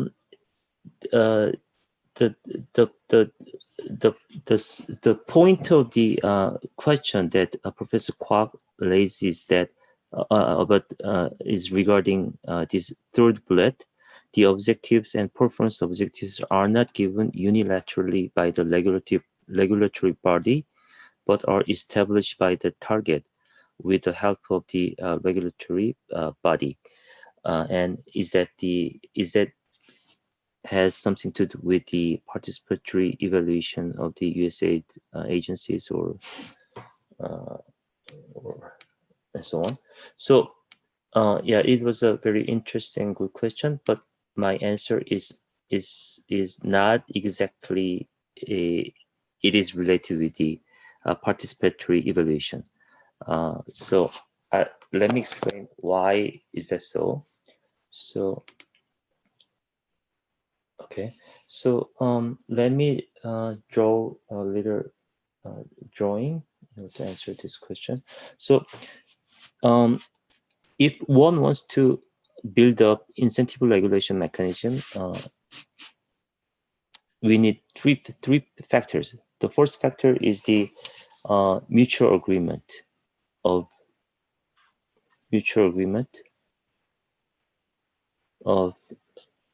goals and targets. So that is related with the point that Professor Kwok raised as a question, the mutual agreement between principal and agent. So this incentive regulation mechanism is basically solution to the problem of principal and agent problem in traditional economics. So the principal does not have a way to monitor all the detailed activities of the agents. They have some kind of alternative monitoring mechanism which can alternate the day-to-day monitoring activities. So if they have a very efficient, if they build up very efficient incentive mechanism system, then they don't need to monitor agents' day-to-day activity in detail. So so it is basically the solution to the problem of principal agent problem, and the first required factor is the mutual agreement about the goal or target between principal and agents. The second factor is the punishment or reward concerning the result of the performance. So if the agents perform well, then reward will be given. Otherwise, punishment will be given. So that's the second factor. And third factor is the discretion or freedom of agent. So agent has a discretion or freedom in regard to find out what is the most efficient way to achieve the given goals. So those three factors are the composing factors of the incentive regulation system. And evaluation is only related with this third factor. Evaluation comes into here. So these all three factors compose the regulation or monitoring system, alternative monitoring system between principal and agent. So it's a performance management system between principal and agent, but evaluation only comes into this third factor, and evaluation is a tool that agents utilize in order to find out the most efficient way to achieve the given or mutually agreed goal. So so this number one factor is not exactly correspond with the evaluation topic. I mean evaluation. I mean participatory evaluation things. I hope this can be answered to this question. And the second question from Professor Kim is about the okay, here. So this is the basic institutional map of the evaluation governance in the U.S. Federal government. And the biggest difference between Korea and United States is that I will say here, this is the evidence building activity. So within the operating or policy implementation or policy making ministry, they do the evidence building activity, which is not done in Korean government.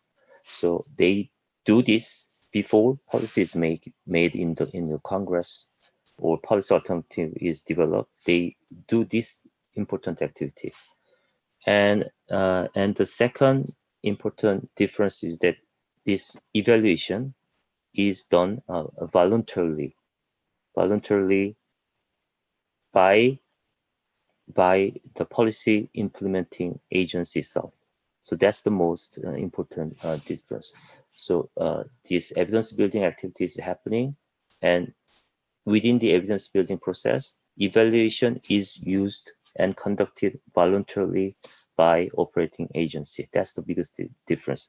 And the reason behind this is that the incentive regulation mechanism. So incentive regulation mechanism between OMB and operating agency, or operating agency, and relationship between operating agency and legislature, because they establish very good, very well working incentive regulation system. Each operation agency has an incentive to conduct voluntary rigorous evaluation. That's the difference that I want to emphasize. And the third question from, okay, let me go back. Okay, let me go. Third question from Dr. Chung is that how applicable is this lesson toward the Korean government system? I don't think it is very optimistic. Once I conducted a very in-depth study about this issue regarding Ministry of Finance and Budget, financial management system. I did some granted research, and my conclusion was that because of the most important factor is the politics, because of the political interest, and also the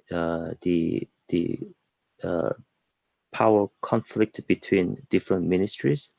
I don't think it is very optimistic, but if we have a very long-term plan to innovate the entire government governance restructuring effort, then it may be possible, but it will take a long time.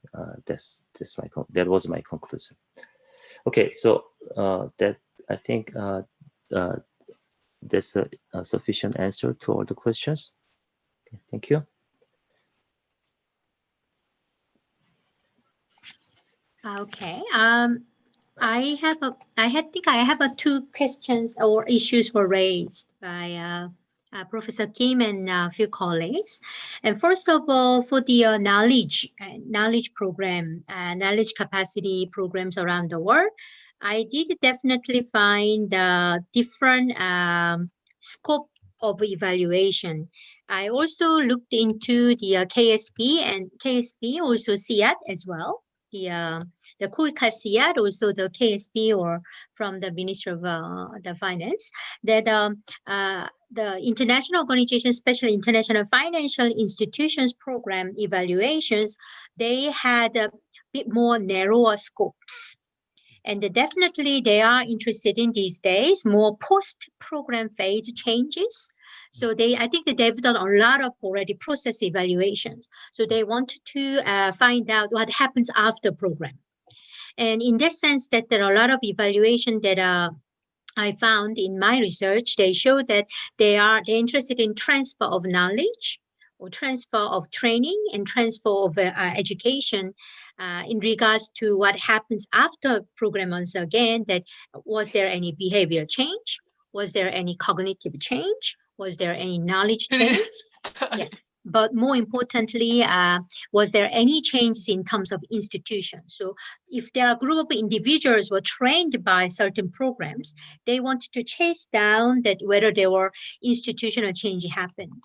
And thirdly, I think they have a lot clearer working definition, what they mean by capacity, competency, and capability, because these three are totally different concepts.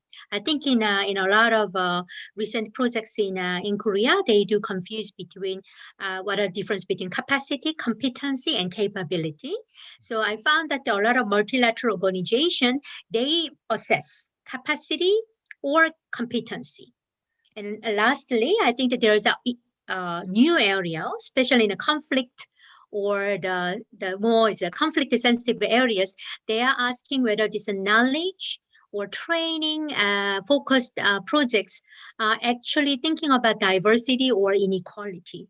So they are a bit sensitive about who's being educated and who are the beneficiaries of these exclusive trainings and what kind of change they make. So they tried to see that how these program and projects and how they are related to a bit more wider social context. I think this is also another area that we haven't really looked into in Korea yet. It's fascinating. I'd like to suggest to Professor O that the Professor O's suggestion to three categorization of different tiers of evaluation, maybe our conflict-sensitive areas or transitional context should have belong to different category, right? So maybe we need 4 categories. Just wondering how Professor O think about it. Thank you. Yeah, thank you so much. I agree on that intuition from the Professor Hong.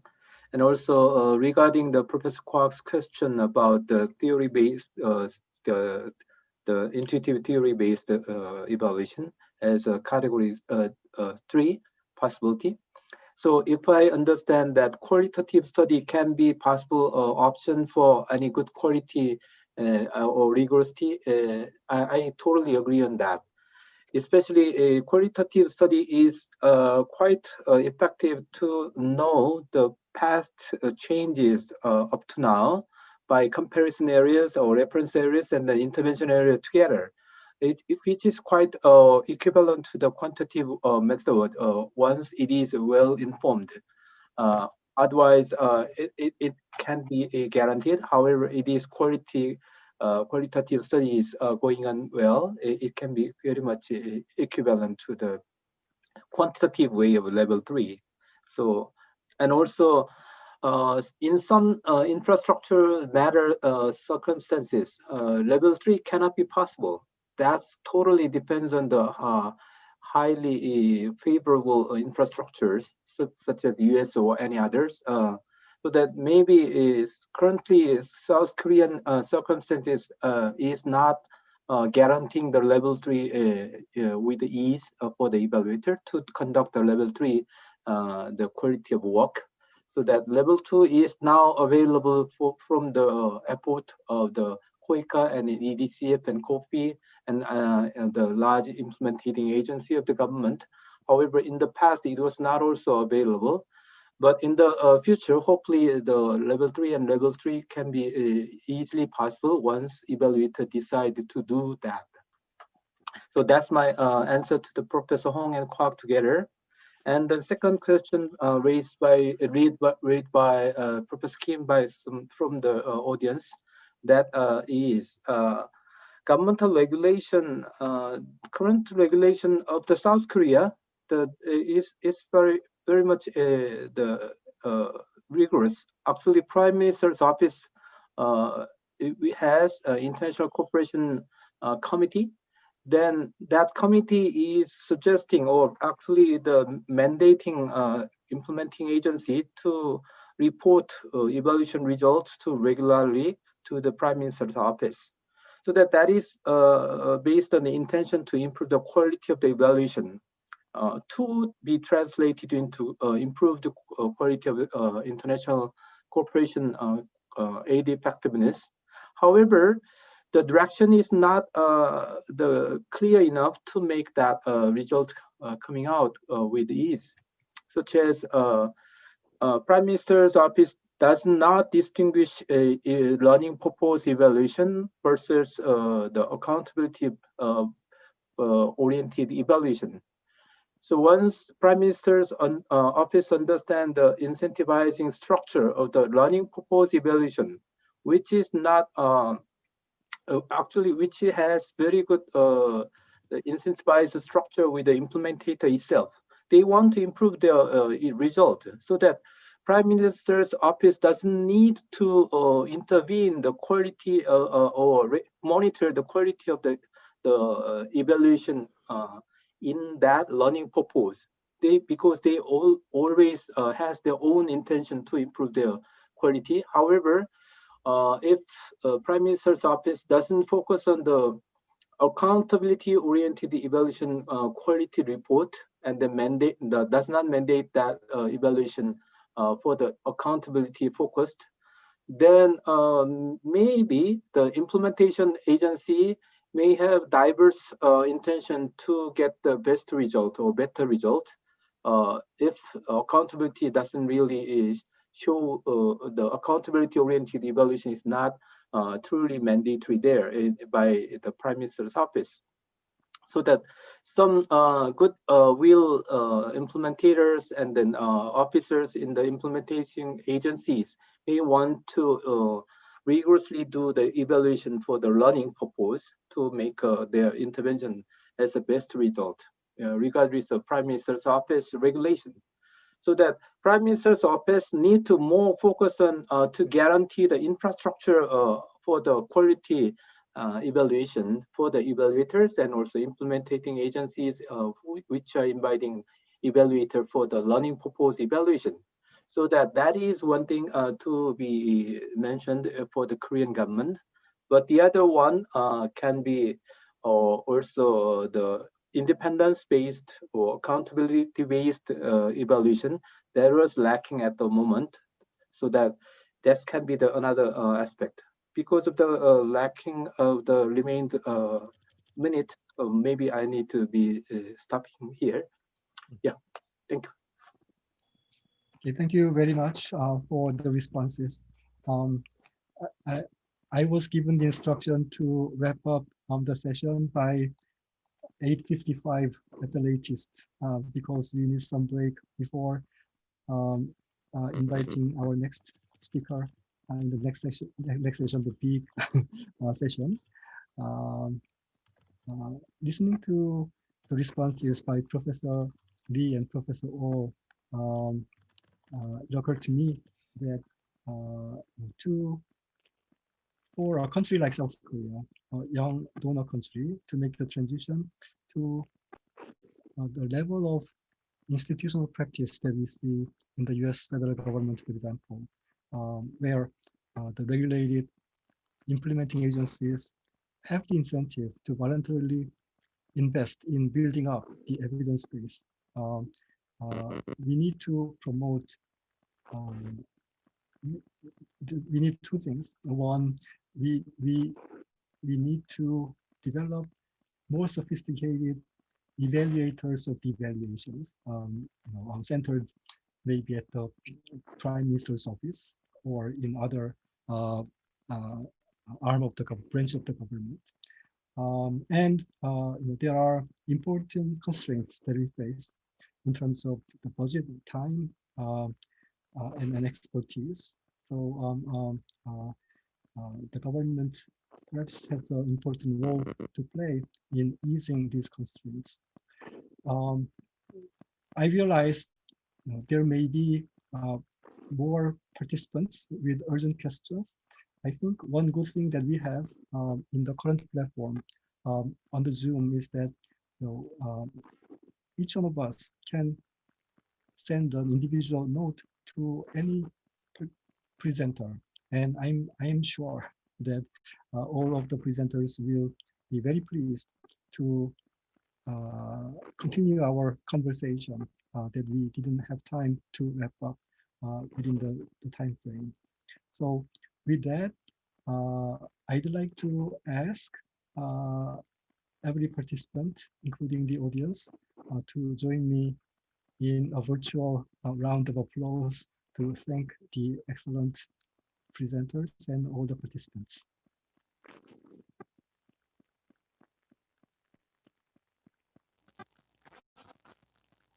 So can I turn the mic over to Ms. Lee or any of the organizers responsible for the next session? I should step in, right. Thank you, Professor Kim, for your excellent moderation. And I think we had a good 2-hour session. I'm Jae-sung Kwak. I'm the president of SIDE and the Professor Kyung-hee. And without any like a break, I suggest to continue our plenary session of the SIDE 2021. And I'm very honored to have like 2 prominent colleagues, one from Korea, the other from UK. And Isabel Vogel will give a plenary speech for the conference of this year. And then the session will be moderated by Ji-sun Jung, who is a researcher at Korea Institute for International Economic Policy. Over to you, Dr. Jung. Thank you, Professor Kwak. Good evening, everyone. I'm Ji-sun Jung from Korea Institute for International Economic Policy. I'll be moderating this session and hope that there will be more active participation from our audience. And if you feel comfortable, you may turn your video on as well. As our speaker, we are very lucky to have Dr. Isabel Vogel, UK-based independent evaluation consultant, specializing in theory-based evaluation, evidence-informed policy, and research and innovation for international development. For those of you who are interested in theory of change, you might have come across her widely referenced review. I think that was 2012 review of the use of theory of change in international development. With 20 years experience in research, management, and evaluation, she has recently applied realist evaluation and also contribution analysis approach in several multi-year evaluations commissioned by many agencies. And for this session, while currently based in Scotland, Dr. Vogel, Isabel kindly agreed to share her experience and insights in using mechanisms within the realist evaluation of the UK government commissioned capacity building program. So without further ado, let me invite Dr. Isabel Vogel. Isabel, are you there? I'm here. Thank you very much for that wonderful introduction. It's fantastic to be here and to see so many faces, even though we can't be together in person. Yeah, would you like me to start the presentation now? Yeah. Yes, okay, please. so I will. Your slide first. I will share my screen and hope that that works. So I'll start the presentation now. Can you see that? Yes, please. Go on, Isabel. Great. Great. And have you got the slides, not the presenter view? You've got the right view? Yeah. Yes. Okay, good. Great. Okay, so yes, it's a great honor to be here and to be able to talk about using causal mechanisms, which is an area that I'm really interested in. And a lot of my interest actually came from the experience of working in this particular evaluation that I'm going to talk about. But I've actually carried on using this concept of causal mechanisms in many other evaluations. And one of the reasons is that it can be quite an intuitive way of providing kind of causal explanations and explaining why programs worked or not. So yeah, that's really what I'm going to talk about today. So this presentation is based on a paper that was published just recently at the end of last year with my colleague Mel Punton, and you can see the reference there, and I'm happy to share it. Yeah, so let's talk about what a causal mechanism is, or at least how I think about it. So very broadly, they are the kind of pathways, processes, or intervening variables that causally link interventions to changes in outcome, which is really, you know, what we're all interested in our development interventions. What I'm going to talk about is exploring how we use this concept of a causal mechanism within the realist evaluation of the Building Capacity to Use Research Evidence Programme, which I will call BCURE for short, which, as Jason was saying, was an initiative funded by the UK government to improve the use of evidence in decision making. So it was a big capacity development programme, which I'll talk about in a bit more detail. The aims of the BCURE evaluation were to establish if BCURE worked and to what extent it worked, so the more kind of accountability side of things. But the UK government, it was the Department for International Development then, who was the commissioner, was also really interested in finding out much more about how and why capacity building can enhance the use of evidence in low and middle income country settings.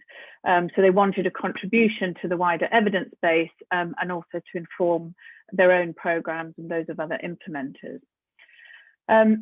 And I mean, I guess the headline takeaway is that from our perspective, the use of mechanisms helped to provide actually robust and very nuanced causal insights and quite focused, and it actually promoted the use of the evaluation for the policymakers and the commissioners.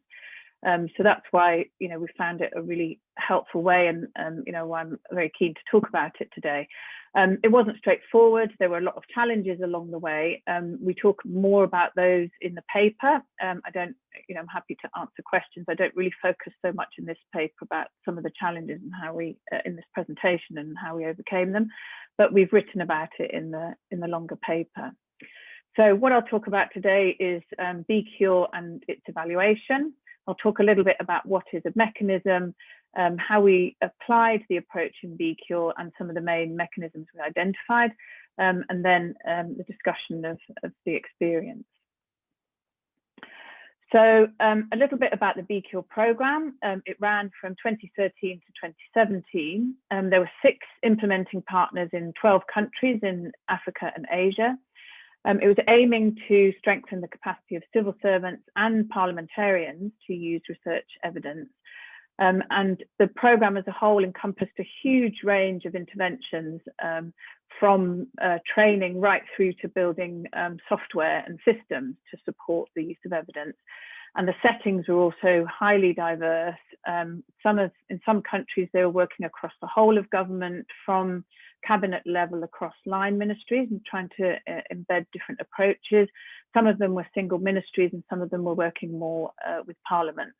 So it was quite a challenge for the evaluation to think about, you know, how do we frame this huge diversity of contexts and settings and dynamics.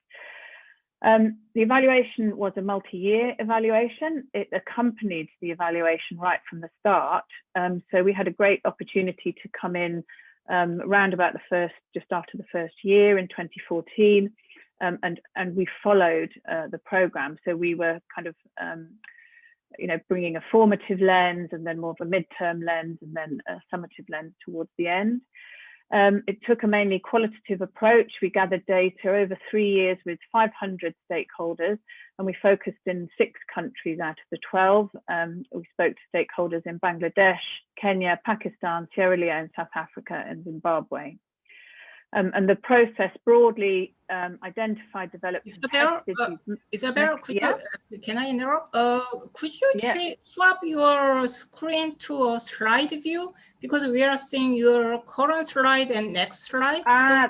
That's what I thought. I wondered if you were seeing the right view. There we are. Yeah. All right. Okay. Thank you. Because I've got the two screens. Yeah. Yeah. Okay. So that's probably easier for everyone to read now. Yeah. So we looked at the mechanisms, and there are documentation on both the evaluation and the program available in those links. So yeah, just to give you a bit more sense of the diversity in the program, this is really the wide range of things. So there was a lot of training, as you can imagine. I think I heard one of the speakers was talking about capacity development earlier, but there were also lots of initiatives to kind of cultivate champions and build evidence champions, sometimes individuals within a setting, but sometimes like a unit or a department. There were many networking events, kind of workshops and policy dialogues. There were tools, kind of formal manuals and guidelines that, a cabinet level manual on how to develop policy and use evidence within that was one of the examples, as well as systems development, so dashboards and tools like that. So it really was a kind of very diverse set of interventions that the evaluation needed to explore and interrogate and find out, how and why were these different types of interventions, many of which were combined in a particular program. So having training and systems development, for example, how and why they were working.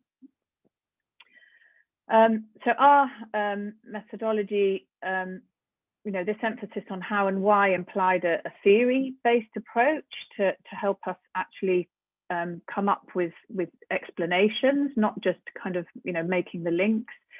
And we were drawn towards realist evaluation mainly because realist evaluation is very helpful when it's a pilot program or it's not really understood how and why it's going to work. So that's one of the family of theory-based evaluation approaches, along with contribution analysis, process tracing, other kind of theory of change-based approaches.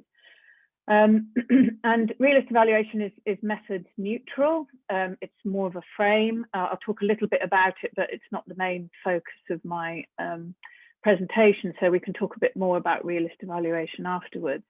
As I mentioned, our approach was predominantly qualitative, but it can be a combination of methods within realist evaluation. It's more the frame that it brings.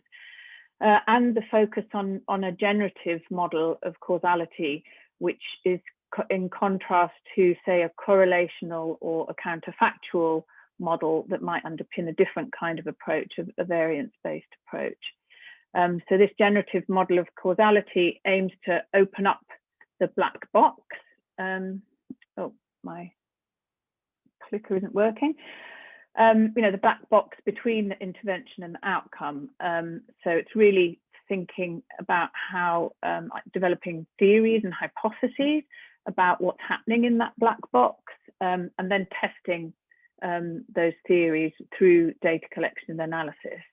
And what we were looking at, the particular realist framing, is thinking about, the mechanisms are what spark the change in a particular context, and that's what generates the outcome.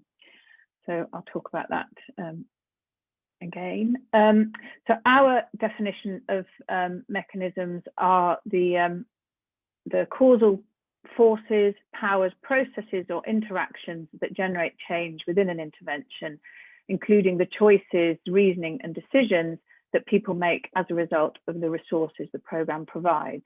And the resources that a program is bringing might be information, it might be expertise, it might be financial resources. And that was broadly based on Pawson and Tilley's 1997 definition of mechanism and Jill Westhorpe in 2014. So you can look at those references in our article. So in this conceptualization, mechanisms are real, although they're usually invisible. And the cartoon shows some examples of mechanisms that might be underpinning different things that are aiming to incentivize change. So, for example, giving rewards for particular kind of change in behavior or change in approach often has the carrot mechanism embedded in it. So it's a positive incentive. Regulations and enforcement of rules, is perhaps a more punitive way of creating an incentive, and it's got the mechanism that we can nickname the stick behind that. Providing kind of information or guides, or telling people what they should be doing. You could maybe say, if you dig into that, what's actually trying to create the behavior change, and it's perhaps a sermon, we can nickname it. And these kind of nicknames for mechanisms is quite a common way of thinking about it. So the mechanism is really a frame for trying to understand this causal process. And in realist evaluation, it's recommended that you try and find, everyday language to call the mechanisms so that they're quite accessible. And if you think about it, we often talk about mechanisms ourselves a lot in our everyday language, and carrot and stick is certainly in English is a very common one.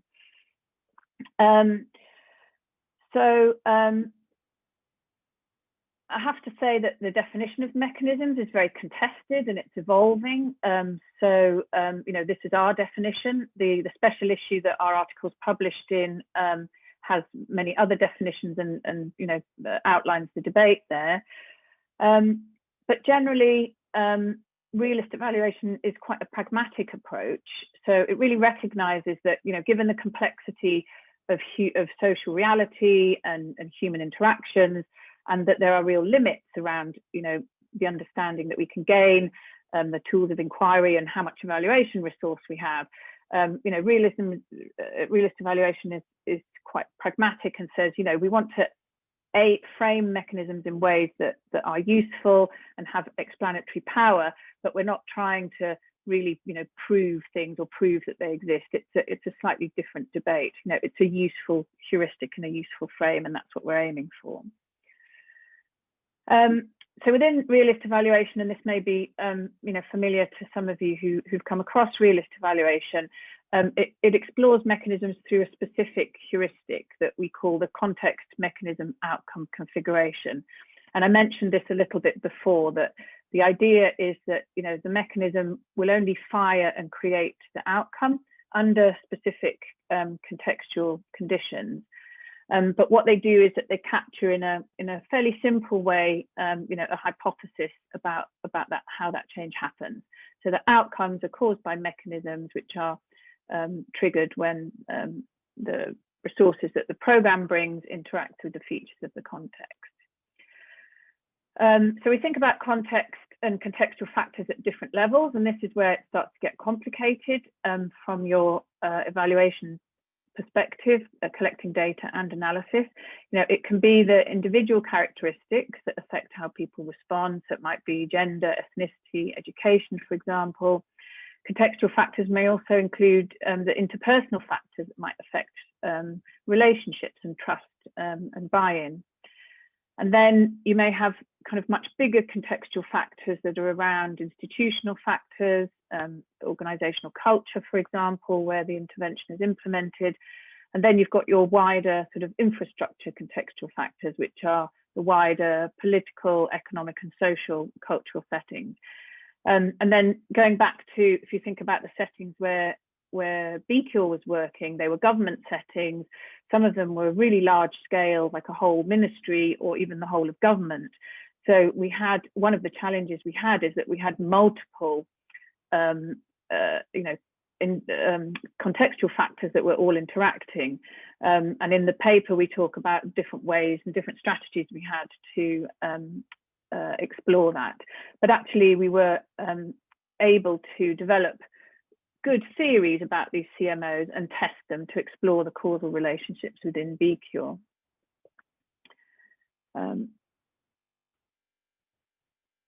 Oh, still not there. There. So just quick summary of how we applied the realist approach in BCure. So we conceptualized the BCure evaluation in terms of 3 broad stages: developing theory, testing theory, and refining theory. And these stages were applied iteratively over the 3 years of the evaluation. So we started first by developing a theory of change, and that generated some questions to guide a literature review. And we did that as a realist literature review, where we were looking to, for empirically based theories about capacity building, about evidence-based policymaking that we could use to develop our initial set of CMOs. And this is one of the added values of the realist approach, is that you actually stand on the shoulders of previous work. You're not reinventing the wheel, and drawing kind of our theories from the wider field and then testing them and see how they apply to your settings actually strengthens the validity of those CMOs, and also helps to strengthen the portability to other settings. So that's what we did in the first year. We went out, tested our theories, came back, refined them, and that happened through every stage of data collection analysis. We had a synthesis process every year, and refined the CMOs and refined the program theory at each stage. And that's also another value, and that's how that generative causality is created. So yeah, just a reminder again of, on the left-hand side, it was the sort of huge diversity of interventions that we had. And from starting with probably something like 20 different CMOs that we had to test that were trying to explain this, we were able to, after the 3 years, to you know, come up with a set of 7 really well evidenced mechanisms that were actually driving where we saw change happening as a result of these different interventions in the different countries.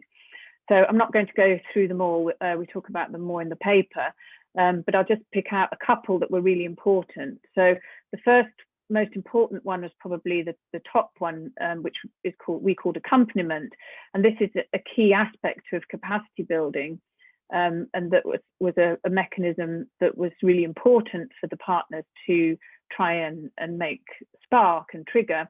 So that was where an external partner provides tailored, flexible and responsive support to a government partner over time through a particular process of reform, and that was characterized by a really high level of trust.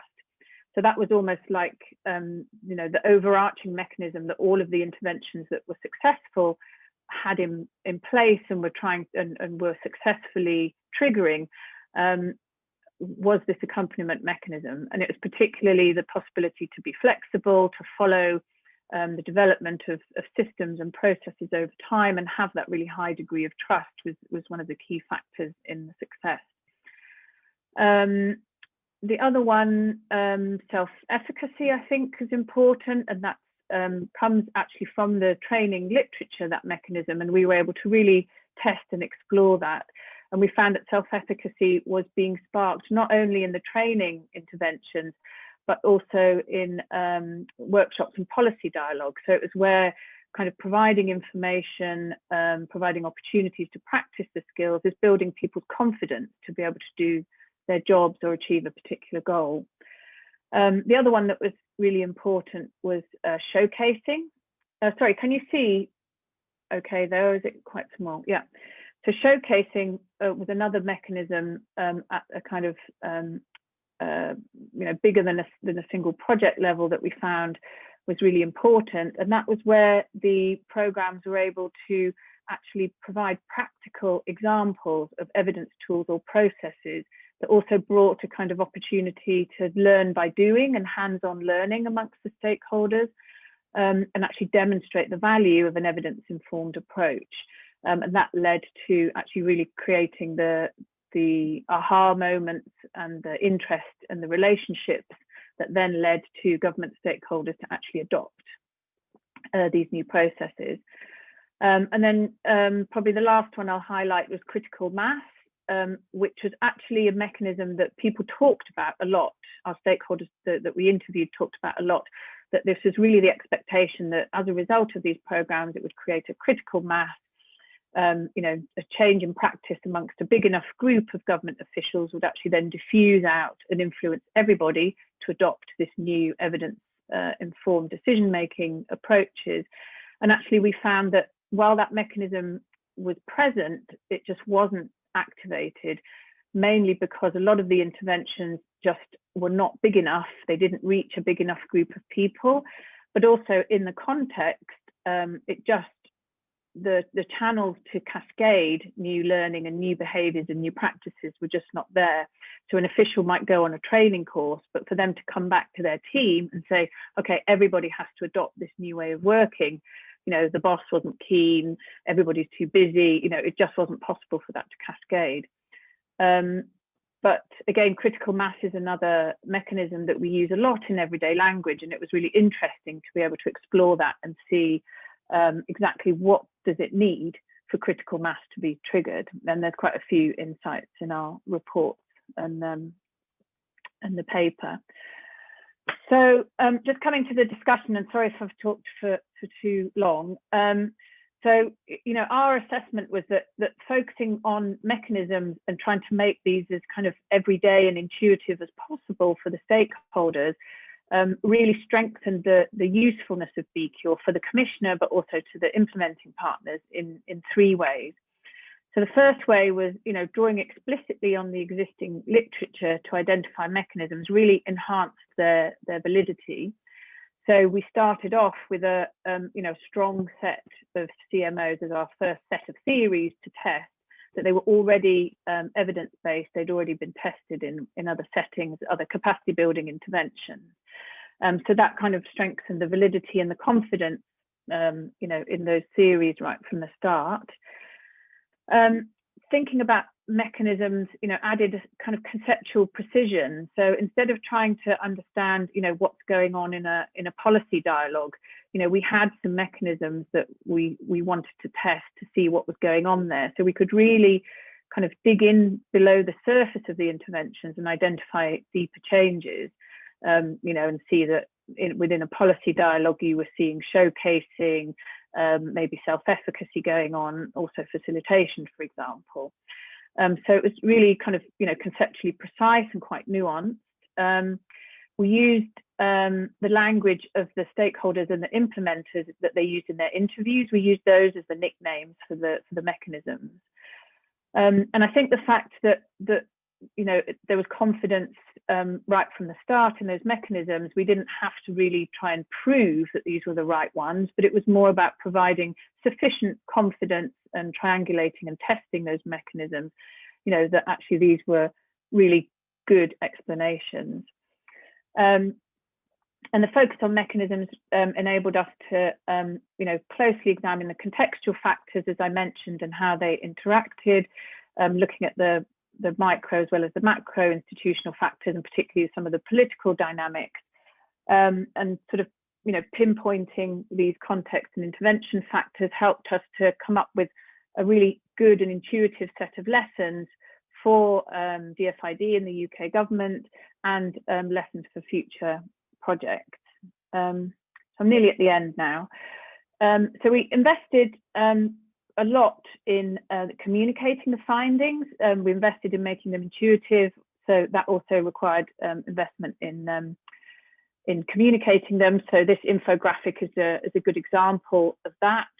So it really summarizes our findings. You know, if we sort of follow the path through, you know, where BCure succeeded in building capacity for evidence use, we saw three common ways of working, which I haven't talked about, but, you know, you can see accompanying rather than imposing was a key one there. That there were different entry points, and then we come to, you know, our mechanisms are there. So, you know, when the BCure programs were able to activate the combination of mechanisms through their interventions, then we saw the changes in attitudes, behaviours and systems, which at least laid the foundation for more routine use of evidence in government. So I'm happy to talk a bit more about that. And in the longer term, in the immediate term, the BCure recommendations were accepted by DFID and fed directly into a follow-on programme that they did, another £17 million follow-up programme, and they distilled our recommendations and the mechanisms into 5 principles. And one of the key things that this follow-up program had was very flexible management and budgeting arrangements, because that was really a response to being able to have this accompaniment mechanism that needed to be flexible to keep responding to changes in the context and enabling kind of implementers to work effectively in those dynamic government settings. So we were really happy with that, and particularly where, you know, helping the showcase mechanism to work as well. And then in the longer term, these mechanisms have informed our own work and others' work in programs and evaluations, because they're quite portable. You know, I think it'd be interesting to see whether these resonate with people who are talking about your other capacity development programs that were going on. So I would imagine that you are likely to see accompaniment, facilitation, self-efficacy also at play in some of these other interventions. So yeah, they've been quite portable and traveled quite far to other work. And so, you know, we hope that other evaluators and other implementers will be able to kind of stand on our shoulders to further explore these mechanisms and understand more about the context and contextual factors that help them to fire, so we get more successful interventions. Yeah, thank you very much. That's the end of the presentation. And I've put some references there. I think the presentation's been shared. So yeah, I'll stop sharing now. Hope that wasn't too long. It was just good enough. Thank you. Thank you, Isabel, for your really thought-provoking presentation. To my understanding, causal mechanism and realist evaluation seem to focus less on whether the intervention worked, but you go a little bit further and try to explore why and how. And particularly this Bucure case seems to give quite a substantial lessons that could be applicable to evaluations of many Korean agencies' capacity building programs. So for instance, Korea as a donor, when it tries to transfer its own development experience model through, like, say, knowledge sharing program to low-income countries, and maybe when we try to share recent policy experience of confronting COVID-19 to other countries to explore the transferability of Korea's model to different set of settings. Actually, we have one question from Taejong Kim, Professor Kim, and he'd like to thank Isabel for the wonderful and eye-opening presentation. And he is asking a couple of, he says, crude questions. First, some of the Bucure engagements were apparently more successful than others. How does the realist evaluator identify the successes? And second question, does the CMO configuration, CMO approach work in two steps? First, identifying winners and losers, then and only then trying to find out mechanisms that enable the successes. That is the question by Professor Kim. Isabel, do you have any ideas? Great. Yeah, no, those are really good questions and important questions. So to take the first one, so the job that we had in the Bucure evaluation was twofold. First of all, we did have to establish, you know, a performance assessment and establish success or lack of success. And the second one was to then understand how and why the interventions had worked or not worked. And you're right that realist evaluation is not so good at the first job. So we actually combined the realist approach with a contribution analysis. So our first evaluation question was, you know, to what extent have the outcomes emerged, the outcomes that we're interested in, and those were captured through a theory of change, a program theory that came from the commissioner and a combination of the implementers. Our second evaluation question was to say, well, what was the contribution of the Bucure intervention to that outcome? You know, to what extent, you know, was that because of the Bucure intervention, or was it a combination of other factors? So it was through those two approaches that we established success or lack of success. And then for our third evaluation question, we switched to the realist approach, which said, how and why did success or lack of success occur? So that's how we did it, and we established contribution through a more conventional contribution analysis, and we gave ratings and scores for the contribution that was being made to those outcomes. So to then answer your second question, the CMO approach, I don't think we used it in 2 steps. I think we tried to find kind of explanations, and then it was a job of saying, well, are we seeing the outcome or not? And what can we learn from, whether that outcome is there or not? So the CMO was kind of the same. And it was a kind of iterative process to say, well, where the outcome isn't emerging, what seems to be going on? Is it the right mechanism? Have they targeted the right mechanism? If yes, maybe it's something about the context. And so that's where you can, by looking at successes and non-success, you can actually create, quite a nuanced explanation. So we were able to say in some cases, yes, the program was targeting the right mechanism, but it hadn't really considered the contextual factors. So it just wasn't seeing the outcomes. I hope that answers your question, Professor. Or Isabel, it seems like I have even cruder question. And you already answered about the sort of complementarity of, with contribution analysis and your approach that you taken using realist approach.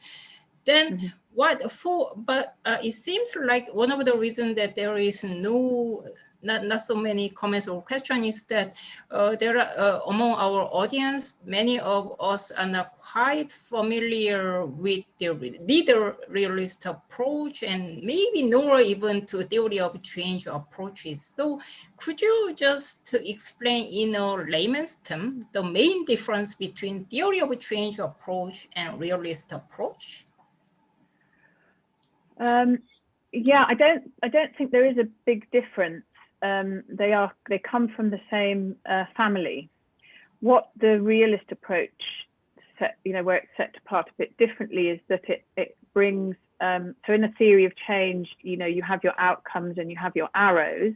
The realist approach tries to drill into that arrow, and it looks at it in this very specific way of looking at the context, mechanism, outcome. But it's based on the same idea that in a complex setting, you can't necessarily have a counterfactual. So you develop your theory about how and why the intervention is supposed to promote change, and then you interrogate that theory. Contribution analysis, for which people may be more familiar with, looks across the whole theory and tests, is the whole theory of change from input to outcome supported by the evidence. Realist evaluation really drills into the arrows that are connecting the outcomes in this very specific way, using this kind of mechanism focused way. Does that answer your question or Yes, yeah, it answers sufficiently. And we have 2 more questions. Another one is from Professor Sukwon Lee. And he says, is there any way to assign different level of confidence on various evidences that was found? Yes, yeah, this is something that was really important and quite challenging to do. But yeah, so you're right in asking that question. So obviously our commissioner wanted to know, how much confidence can we have in the findings? So because we were taking this iterative approach and quite qualitative approach, we developed quite a qualitative way of building confidence and expressing that confidence in the strength of evidence. So first of all, we had a lot of triangulation within our interviews. So we were able to say, for example, a particular individual had been involved in some of the interventions, the training and mentoring. We also then tried to talk to their colleagues and also to, the supervisor, for example, in that team. So we were kind of able to triangulate where people were telling us about changes in behavior or practice. So that was kind of one level where we tried to strengthen our evidence. We also had different points of triangulation between interviews and documentation, and we kind of built up the strength of evidence through these layers. And then we had a rating that we put in the report underpinning the findings, where we were able to say, we've got high confidence because there's many levels of triangulation. Maybe we have lower confidence, but this is still an interesting or potentially important finding, but it's not so well supported. And then we triangulated, I should have said we triangulated within the setting and also then across the different countries when we worked at the synthesis level. So yes, it was something that we had to invest quite a lot into bringing out that strength of evidence and the level of confidence. We have another question from Dr. Jae-Eun Shin from Seoul University. Dr. Shin, could you unmute yourself and ask your question yourself? Sure. Let me, okay. All right.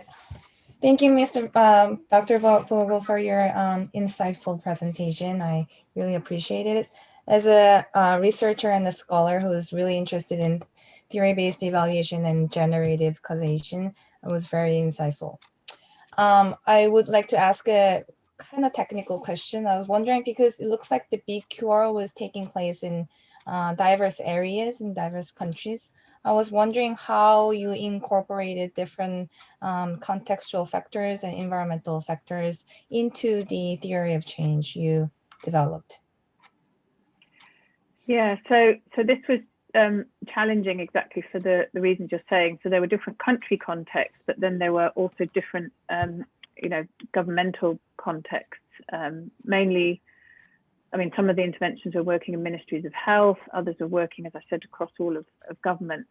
So this is an ongoing challenge. But this is where we found the realist heuristic of context, mechanism, outcome quite a helpful frame, because we were always having to come back to say, well, what's the context? So we started off in the first year with, quite broad country analysis and a country profile. And we talked at first about sort of enablers and barriers to evidence use in quite a broad level. But we weren't really happy with that because we couldn't link it so closely to the mechanism.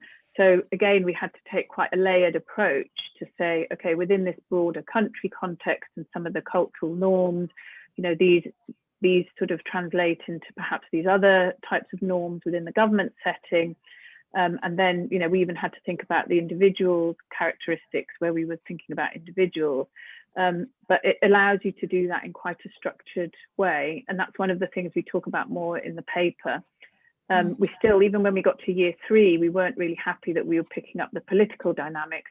So then we actually did a specific political economy analysis, which brought in a lot more kind of factors that we were able to weave in to our explanations. So if you have the time to go and look at the evaluation report, the final evaluation report, there are quite a lot of explanations of that and how we actually expressed that in the CMOs. So yeah, it's an interesting challenge and an important one. But again, the CMO approach brought quite a lot of precision around that. Thank you for your response. Isabel, in BQR evaluation, actually evaluation itself was, it started from the onset of the program itself. So the programming was jointly conducted. And is it possible if we to apply realist evaluation or CMO approach in after the completion of program or initiative? Yeah, it is possible to do it afterwards. Yeah, you just have to reconstruct what some of the theories were within underpinning the interventions.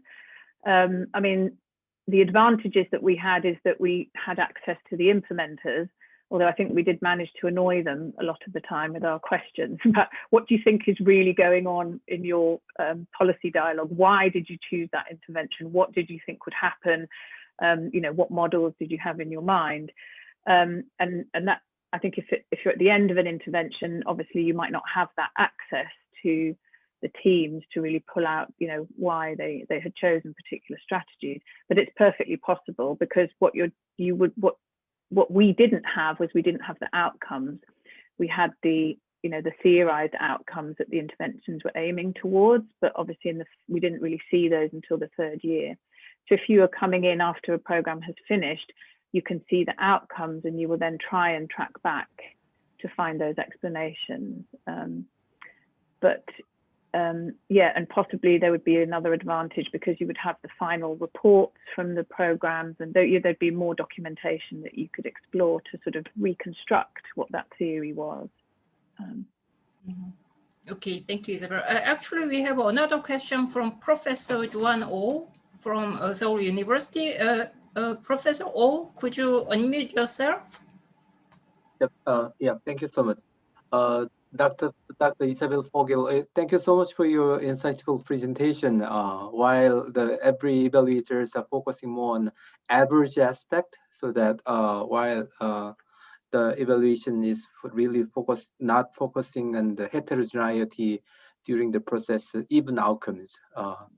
So that in that sense, maybe probably you can show a little more comparison between the other extreme or some equivalent in other settings, such as intention to treat analysis in the RCT design analysis. That is much more likely not focusing on the heterogeneity in the processes, so that maybe their assumption is resources poured already, so that someone is following the theory of change, someone is not following that well. But regardless of the processes, the intention to treat analysis in the RCT design, the analytical technique is focusing only on the average, so ignoring the non-follower. While in medicine arena, recently the precision medicine is much more popular than before.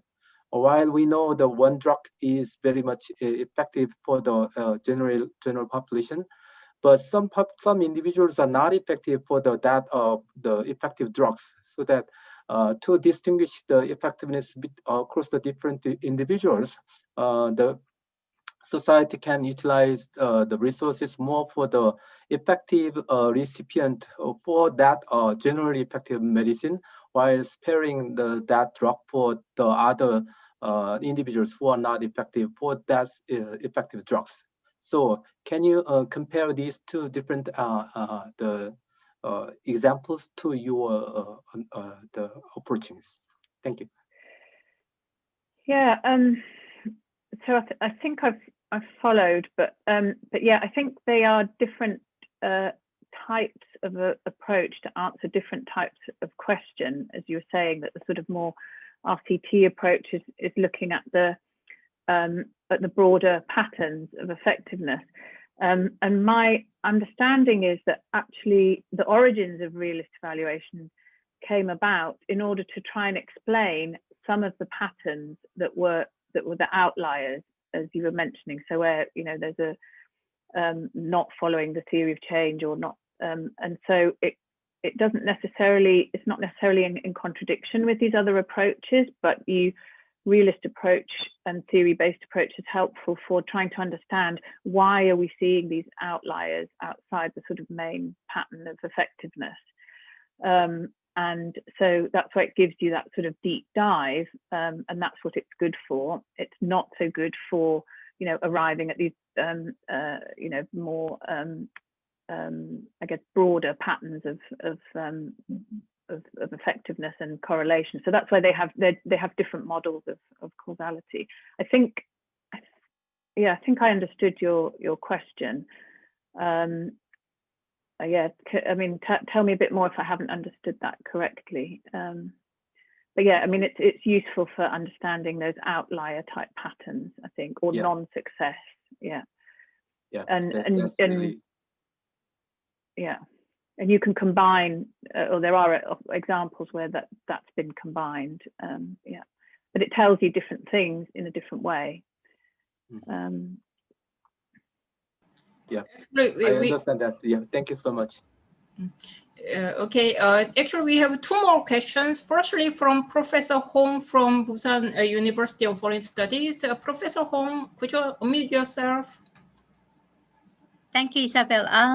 Actually, I've read so many of your articles. I feel like I know you already. So it's very, very happy to see you in this venue. I think that in our first session, we had the session a bit more about political economy of international development evaluation in Korea and around. So I think that your presentation is very related to what we had talked about. In this regard, I have two questions. First of all, in order to conduct this kind of style of evaluation, what kind of carrot did you provide to the donor, the institution? You know, they wanted to learn something from your evaluation, or how did you, in what context they were persuaded by your proposal to doing this kind of evaluation? And second of all, in one of your slides, you mentioned about the mechanisms underpinning successes, right? And in here, you mentioned about facilitation, the critical mass.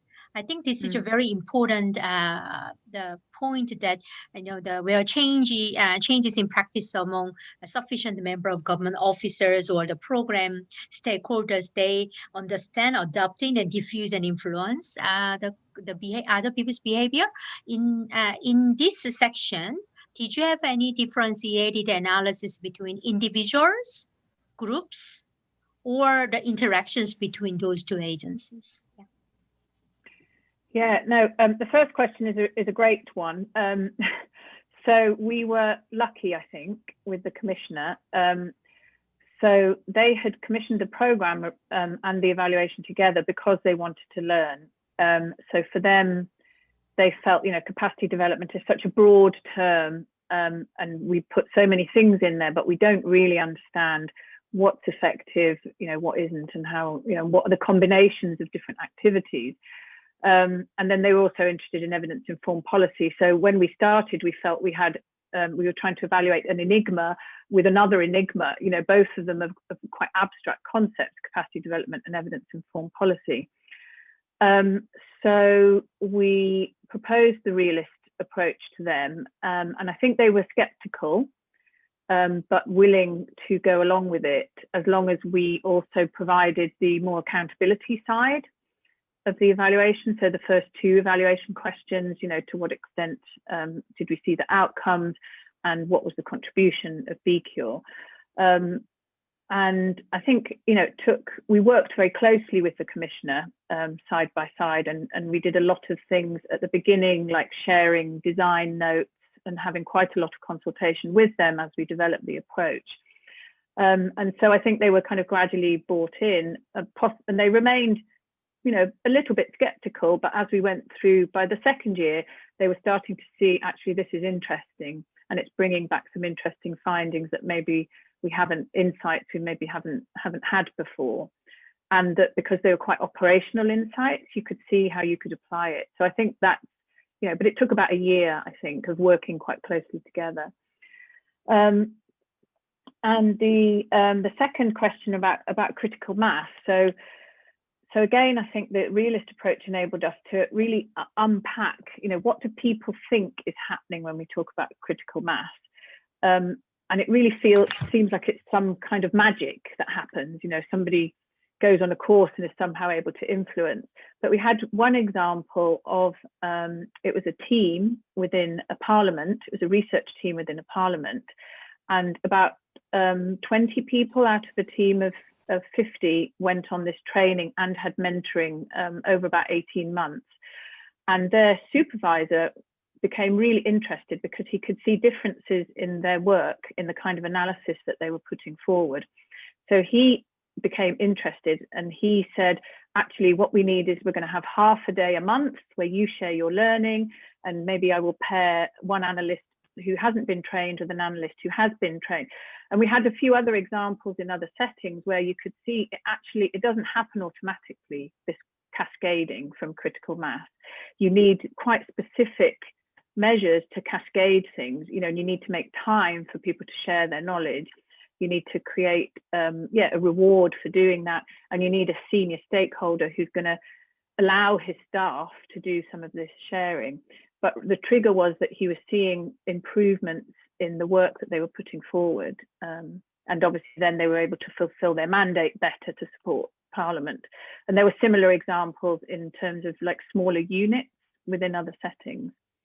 But I think we wouldn't have seen that if we hadn't been thinking about the mechanism and saying, what is going on? What needs to be in place for this? You know, enabled us to really dig into that.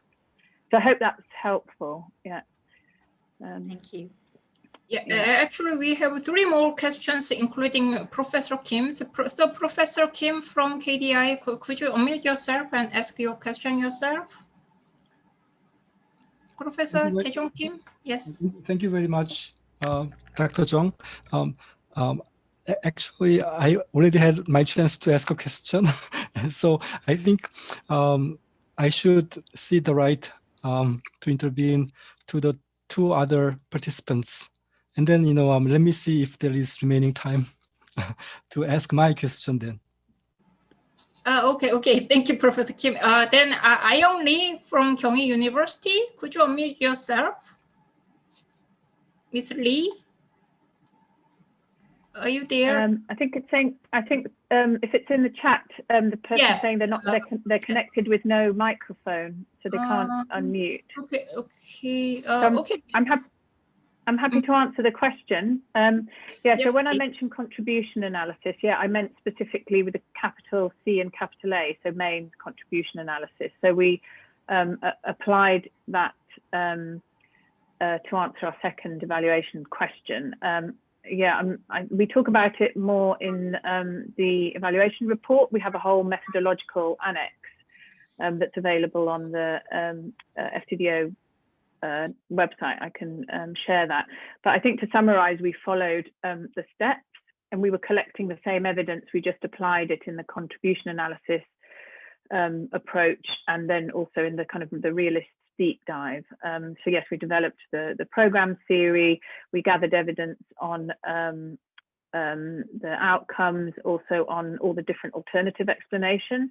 But you can see that contribution analysis and the realist approach are very complementary, because where the realist approach is asking us to look at context, that also gives us the alternative explanations that we need for a good contribution analysis. And so, so the 2 approaches really went closely hand in hand. But we followed it pretty much faithfully as the methodology is. And actually, we have another question from Ayong Lee. Ayong? Okay, let me read. Her question is about showcasing mechanism. From your perspective, what is the biggest potential and opportunities of the showcasing mechanisms would be? Actually, I'm here. Sorry for interrupting. Oh, hello. Okay. Okay. Thank you so much for sharing your insights and interesting study results. Really appreciate it. Actually, my question is mainly about the showcasing mechanism, because it looks really interesting for me, and I have some questions about that. First of all, from your perspective, what the biggest features, positive potentials and opportunities of the showcasing mechanism would be? And is there any particular kind of government or ministry setting where the mechanism could be adopted appropriately? And if so, could you please introduce some successful cases across previous Vecura projects? Thank you. Thank you in advance. No, that's a really great question. So showcasing is the mechanism. It's what's happening within the intervention. And it was probably the sort of biggest breakthrough for us, because the showcasing mechanism was present in some really different interventions. So it was present in an evidence mapping process, which I'll talk about a bit more. It was evidence in a kind of software dashboard that was bringing kind of data from the field up to officials. And it was also present in a policy dialogue type intervention. So, we were trying to understand, these things look very different on the surface, but what was really happening in what made it a showcase was that you can tell people that if you use evidence, you will get a better decision. But it's actually something that it's almost like you have to experience it. So what was going on in these 3 different showcases was the opportunity to actually experience an evidence process. So that the evidence map was in a setting, a policy development stage, where it was very, very contested policy area, and the different stakeholders kind of just couldn't agree on the right approach. And then they turned to, it was a research institute, but who then actually mapped out all of the evidence around different policy options, and actually, you know, lots of consultation with the stakeholders. And the stakeholders are able to almost like, you know, start to find common ground, start to actually talk in terms of trade-offs, where the debate had been really locked. Bringing evidence and allowing the different stakeholders to work through that evidence in their decision-making process kind of unlocked it. So, you know, that was really learning by doing in how you can apply evidence to get a better decision. And the dashboard one was, you know, there was just a long time lag between getting relevant data from the field and just kind of building that software. That was quite an expensive intervention, but building that software and that dashboard actually enabled officials to be much more adaptive and responsive to where situations were changing on the ground. So again, that was a big aha moment, and they were able to, you know, be getting better measures, having more success. So I think it's not really about the setting, but I think it's about thinking, you know, where is the opportunity for people to learn by doing and actually apply evidence in a supported and facilitated way, so that actually you can demonstrate that value in a really practical, hands-on way. And that's a key mechanism that is applicable across tons of different sectors, I think, not just, you know, evidence-informed decision-making. But yeah, there's lots of those examples in the reports as well. So I hope that answered your question. Sorry, I feel like I'm talking a lot, so do stop me. Okay, Isabel, we have actually another very interesting question from Jeon No from University of Western Australia. So, and she would like to hear how to choose or combine theories when various factors can be explained by multiple theories. Some theories can be incompatible due to differences in epistemology or perspectives. Or is it okay to have multiple theories based on their usefulness? So that's our question. Yeah, that's also a great question, because I think it speaks to, you know, which level of theory are we talking about here? And in realist evaluation, we're really talking about kind of, we're not talking about grand theories of everything, of how change happens, or big sociological theories. It's really at a more sort of middle level, and there's quite a lot of interest in the UK about using mid-range theory. I think what we did was kind of explored theories from different fields. So we were looking from, you know, adult education right through to management, and trying to just tease through some of these different perspectives and epistemological roots of these different theories. And in the end, I think, you know, that's why I mentioned in the slide presentation about being pragmatic. You know, so we tried to come up with combinations of things that were pragmatic and served to be useful explanations, but they sit at this middle level. So some of the you know, different places that things have come from didn't seem to matter that much. And I can go back to the showcase example, because that actually comes from innovation theory in the innovation field. It's quite a common mechanism for piloting and adopting innovation. So you can explore the perspective there, and then yeah, perhaps adapt it and take it. So yeah, we are in the business of being pragmatic and combining things based on their usefulness, I would say. But at least it enables you to explore that and see, is that incompatibility really a problem, in which case you need to think again. So I hope that answers your question. Yeah. Actually, Professor Kwak wants to intervene. Yeah, I think we had a very good 1 hour over Isabel. I hope we didn't abuse you too much. It was Pleasure, a very absolute good, it was a pleasure. very good use of Isabel, and thanks for your insight and also new products of these mechanisms. So we will have a thorough look at them sometime in the near future. We hope to get back to you sooner or later. You know, after the seminar, we used to have like glasses of wine, but I don't think it's not good for you because you're in the midday, right? Yeah, I've still got some 10 work o'clock to PM, do. we are ready to sip or drink whatsoever we have after this. Thank you very much. But before we finish, I just have a drop dead question. Quo vadis UK aid now? Where is UK foreign aid is heading? Oh, it's probably you need to ask somebody more tuned in than me, but I think it's still very much kind of they're still working through the merger of the two ministries, DFID and the Foreign and Commonwealth Office, which is now called FCDO. And we also have another challenge in that all of the kind of COVID response spending has led to a decision to cut the aid budget from the 0.7% to 0.5%. So we're in a 0.5% world for next couple of years at least. So there will be, some kind of focusing, I think, and prioritizing, but that's all I think anyone can tell you because all of the structures are still settling down and the strategies. Right.